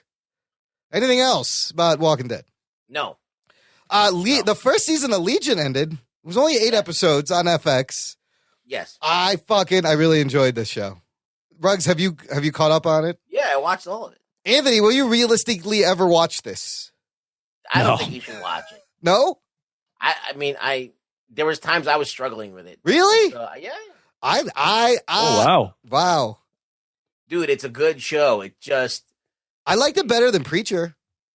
Yeah, it's directed like impeccably. Yes. It's so well. What do you struggle with? It's just like sometimes there's too many different things going on and it gets frustrating.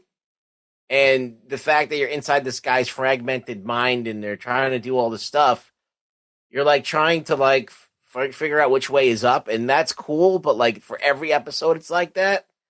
So it gets to be taxing on your It is a lot of what the fuck is going on. Like, I found myself saying that to myself a lot, but I didn't mind. Like, Westworld was the same way for like half the season. What the fuck is going on? Yeah. This one, though, yeah, you're right. Every episode, you're like, wait, what happened? What the fuck is going on? But they do end up explaining a lot of it.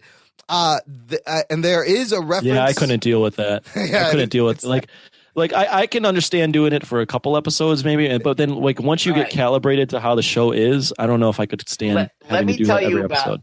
Let me tell you this thing that they did on the show. That was they needed to do it because what I was just saying was fucking affecting everyone, I think. Yeah.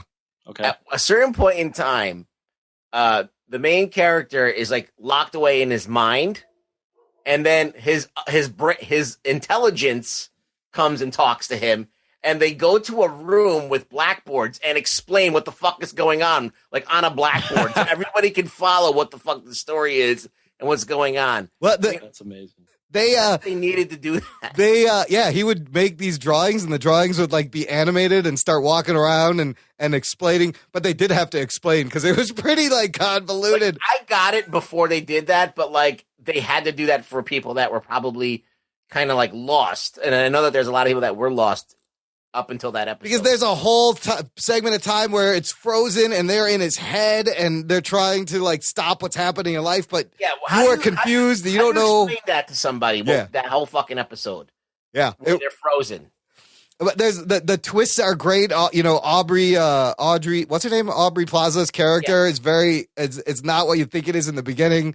And they reference Charles Xavier briefly. Ruggs, did you catch that? Yeah, that's his dad. They showed you the corner of his wheelchair. Oh shit. In one episode, you saw the X wheel, and the bad guy is a X-Men bad guy called Shadow King. Yeah, they don't really explain to you. Yeah. That's the thing.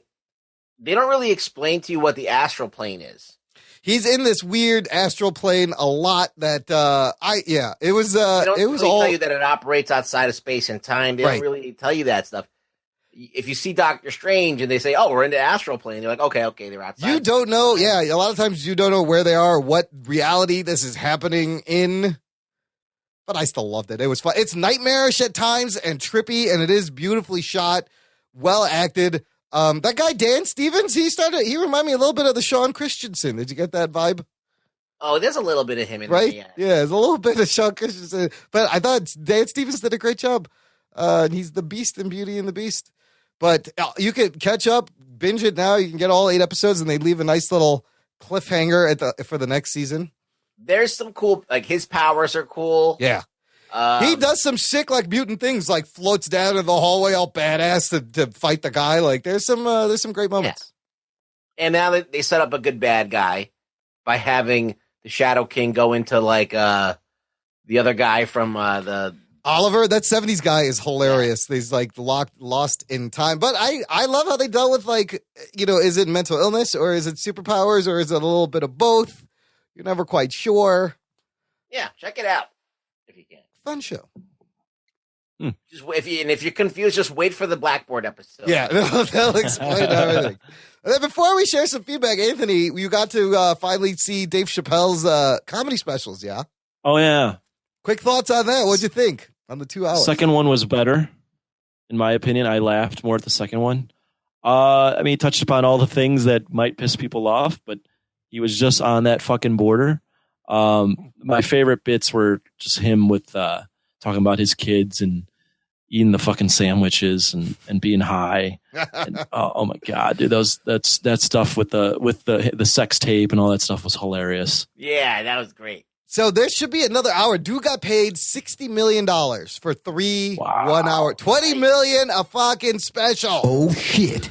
There's going to be one more, and yeah, this is an older, world-weary, jacked Dave Chappelle. He's not his wiry, skinny, crackhead physique anymore. How's this going over, do you think? So, remember you said that he may get a little backlash. Let me tell you, I found this interesting article posted today from the Huffington Post that titled, "The National Review just coined the phrase conservatives for Chappelle." Oh, shit. It's been a very weird week. This is great. It goes, the year is 2017. Donald Trump is president of the United States. Xenophobic nationalism has gone global, and the National Review has coined the phrase conservatives for Chappelle. Scary as it might seem, this is not the plot for the latest B-rate dystopian novel. This is your life. The Conservative National Review published an article Tuesday with the aforementioned title, in which author Michael Taub explains how Dave Chappelle came to have his share of conservative fans. Now, we just said he put out these 2 specials where he talks about LGBTQ community, sexual assault, Bill Cosby, rape. And so he says the comments angered many left-leaning Americans, leading to headlines like a study on how Dave Chappelle isn't nailing 2017. The world changed, but Dave Chappelle didn't. And Dave Chappelle's disappointing reliance on easy provocation. This is the quote. Chappelle's reputation rests heavily on the notion that he's smarter and funnier than anyone else in the game. This is not smart. It's ignorant. It's lazy. It's cruel, wrote Seth Simons in Paste. If Chappelle indeed made $20 million for each of these specials, then he made $1.7 million to call someone a tranny. Meanwhile, conservative publications like the National Review have celebrated him. The website chicksontheright.com ran the headline, Dave Chappelle lays down a truth bomb about Planned Parenthood. Conservative News tweeted, Dave Chappelle's politically incorrect specials on Netflix are freaking out the snowflakes. And this started before the push on the right to claim Chappelle didn't start last week. Before the election, the conservative New York Observer ran the headline, Dave Chappelle defends Trump, rips Clinton, she's not right, and we all know it. When TMZ later asked him about it, he angrily stated, Jesus Christ, I'm not a Trump supporter. It's an odd turn of events for a man who was once something of a hero. It's because you can't beat you. People want to label you into a fucking. It's so crazy. Like, if you have any thoughts that are not 100% one side, they just throw you to the other side. What a weird world we are living in. Anthony, did you feel that Chappelle is having trouble keeping up with the world around him, that he's out of touch, that he's ostracized himself from his base? Did you feel any of this watching these specials? No, I definitely can see why like the crazy left would be offended. But this is always kind of the line he towed, and I thought it was funny. I thought it was refreshing. Well, I have to like choose my words carefully. Yeah, it was like it was interesting to hear someone talk about gay stereotypes. Yeah, because I haven't heard someone make jokes about that stuff in a really long time, and I thought it was funny. Maybe because I'm not gay, but I thought it was funny. I thought the stuff where he's like in person, like he's like, he doesn't really talk like this. I'm just assuming that he talks like this, and he starts talking in that exaggerated gay voice. It's funny. That stuff, or like the line where he's like the guy's in prison. He's like, I'm not gay. I suck a lot of dick to pass the time. Like I thought those were hilarious things. I thought those were hilarious bits. So I thought it took me back to like 2006, 2007, when I would hear people talk about these stereotypes, and a lot of times it's African Americans, but sometimes it's white guys as well, about these stereotypes, and it's just funny, and they're having fun with the stereotype stuff. I mean, I agree. I think there's humor in everything. You know, you can make a joke at a funeral and get a laugh. The whole point of comedy is to fucking talk about shit like push this. buttons, and clever, and to be clever.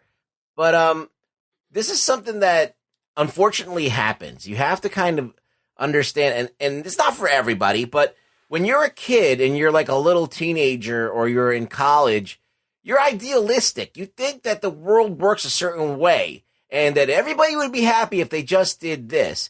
And as you get older and older, I mean, Chappelle's like your age, Imran. Yeah.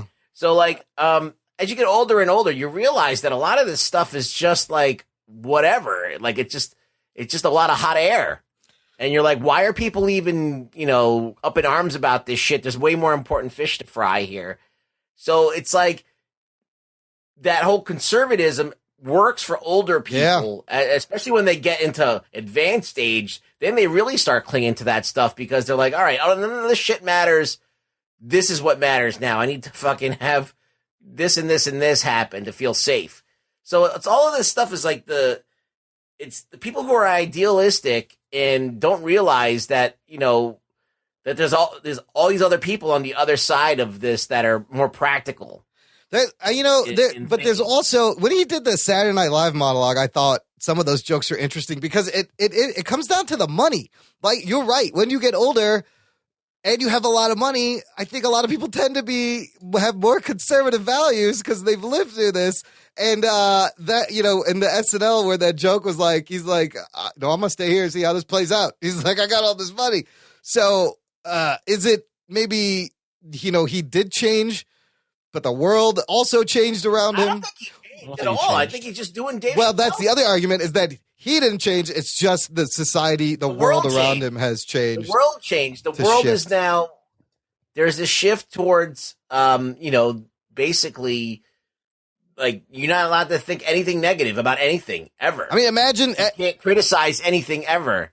You can't poke fun at something ever because words hurt and stuff like that. So it's like you couldn't do Eddie Murphy's Raw and Delirious today. Like that would get completely people would be up in arms about a lot of that shit he was saying. Yeah. I mean, look, it's just crazy. There's certain groups, there's certain people that are going to be super sensitive about things. And that's fine. And I think you have to do that in order to push the agenda. But at the same time, you have to realize that not everybody kind of like is that sensitive about those things. So you have to if you don't like it, don't watch it or don't, whatever. You can't just condemn it. And if we can't allow comics to, you know, poke fun and hold up a mirror and make light of things, then where are we? What is the point of this? This is what you have an age of condemnation. We're condemning everything. Everything is just being condemned. It's funny to me. I would have thought, I mean, I guess it makes sense now looking back on it, but I would have thought like Chappelle would have pissed off a lot of conservatives. Oh, yeah. But it's funny that he pissed off a lot of like ultra liberals and pissed off. But I mean, the most, to me, the line that was like, whoa, was when he talks about meeting OJ for the first time. He goes, and his soon to be slain wife. And then like everyone in the audience is like, holy fuck. And he's just like, okay, if you're not cool with that, you're going to have to leave because this shit's just getting started. He's like, we all know what happened. That was 20 years ago. Come on. I think the biggest thing that he said that was going to make everyone's asshole pucker up was the whole Bill Cosby thing. Oh, yeah. Superhero. He rapes, but he saves. Yeah, but he does rape. He saved everybody in the world, but he has to rape No, them. he saved more than he's raped, but he does rape.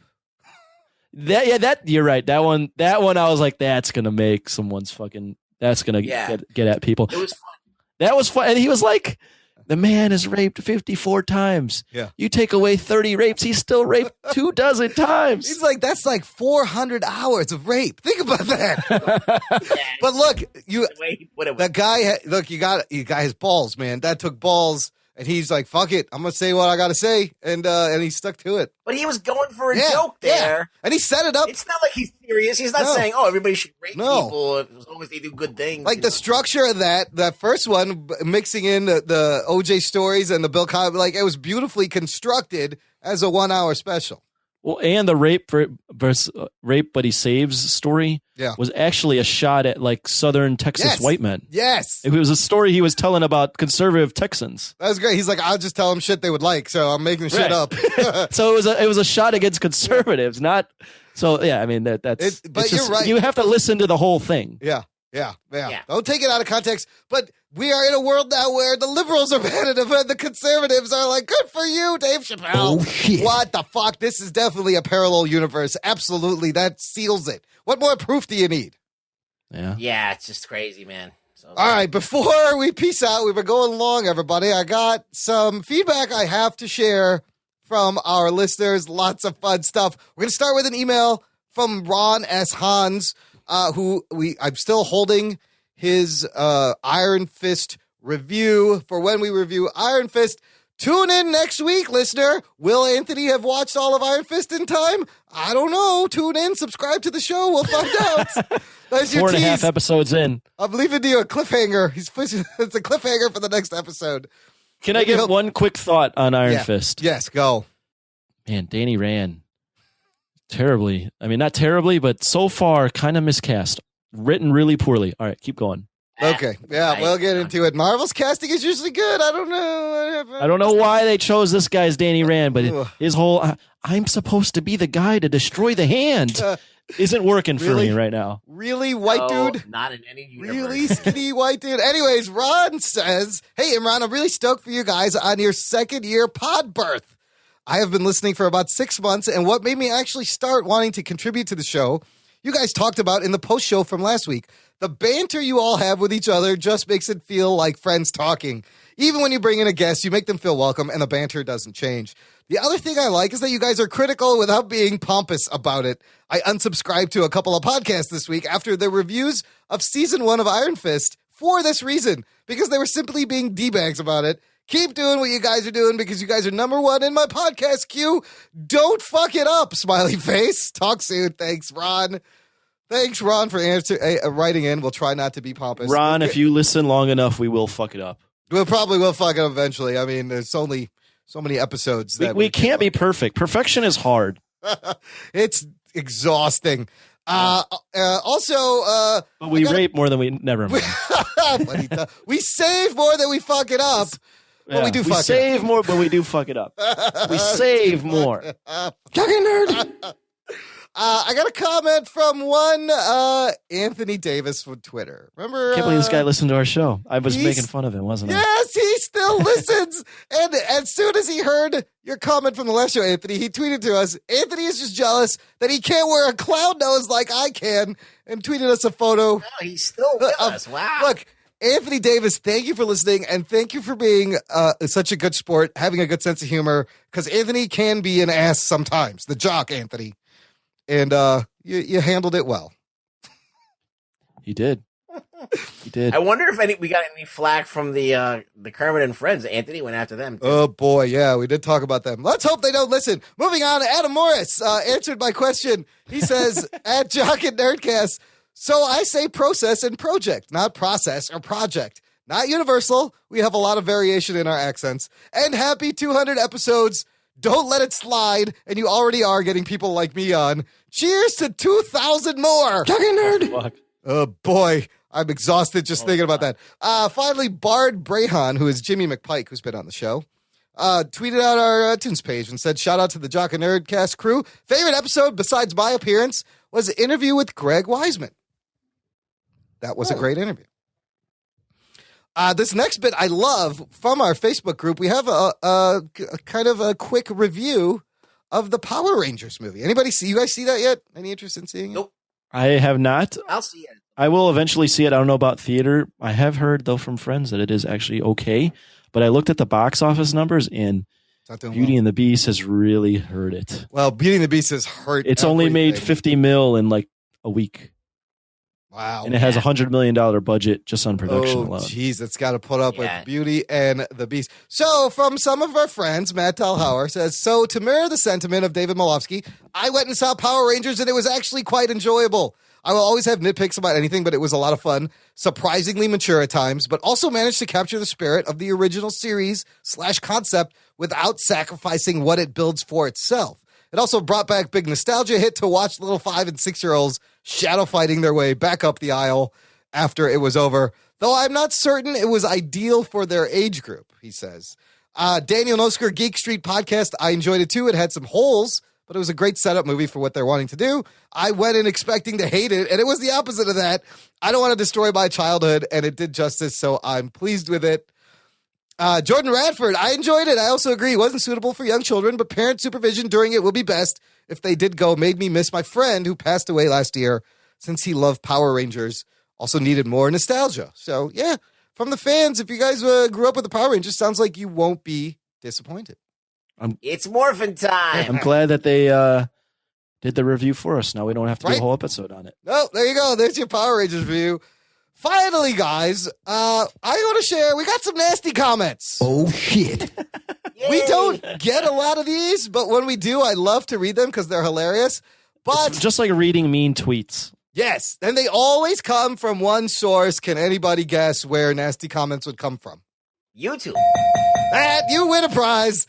This was posted off our episode 146, which we were ranking the superhero movies of 2016 with John Bellotti.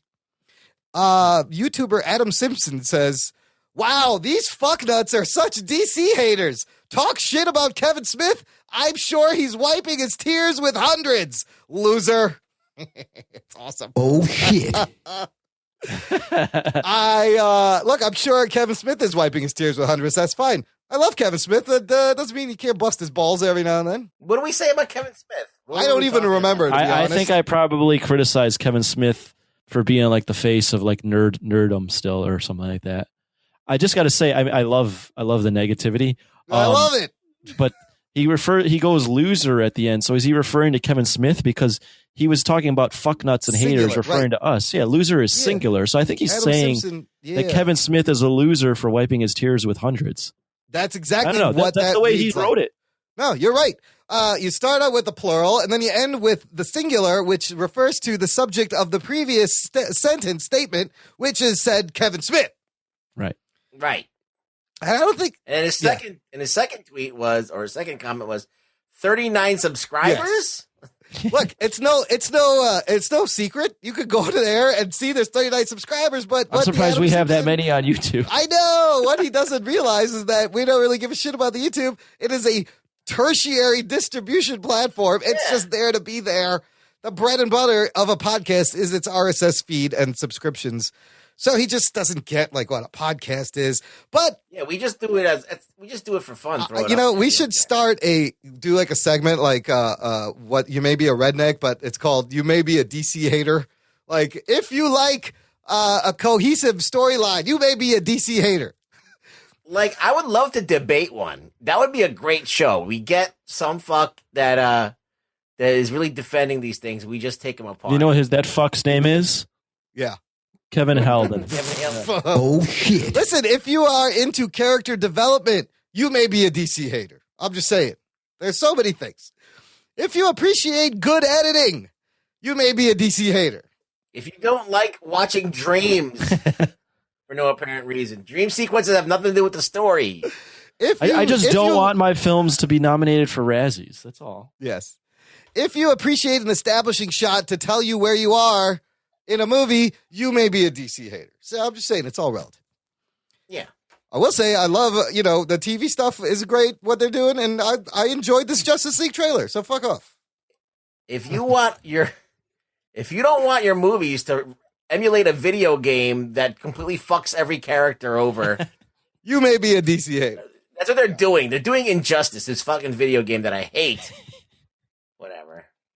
So stupid. And they made a comic, and people buy the comic, too. People buy the shit out of that comic.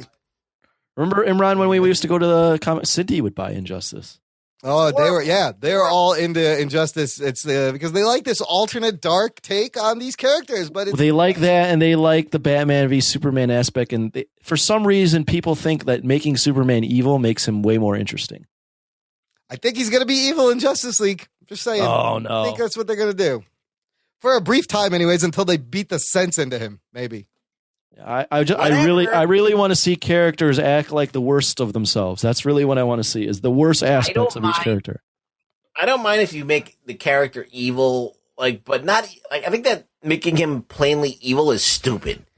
I think that you have to come out from the angle of, okay, Superman's tried to do the right thing and been doing the heroics thing, and then there's all this shit that still goes on, so he finally just has a breaking point and says, all right, I'm just going to fucking take over the world now because I tried everything else. Then he's not really a bad guy. He's just trying, he becomes like a fascist or whatever you want to call it. Sure. Yeah, it's dumb. Yeah. I don't like it.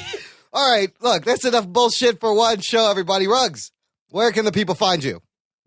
You can find me on Twitter at ReallyRugboy. Come say hi. Listener, if you like what you hear, definitely subscribe, leave us a rating and review. Go to jockandnerd.com/review and light up those stars. Type a little typey, hit send. And, of course, tell a friend. Spread the geekery. Thanks for listening to the Jock and Nerd podcast. My name is Imran.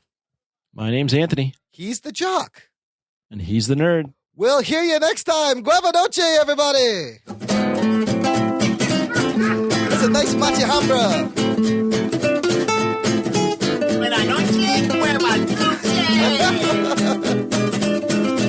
Get your hand off my penis! Wait for 12 years. Gentlemen, this is Democracy Manifest. Jockey Nerd! Fucking Guava noche. People are going to think you said buenas noche. Buenas noche. Listen to the Patreon post show for the explanation of Guava Doce.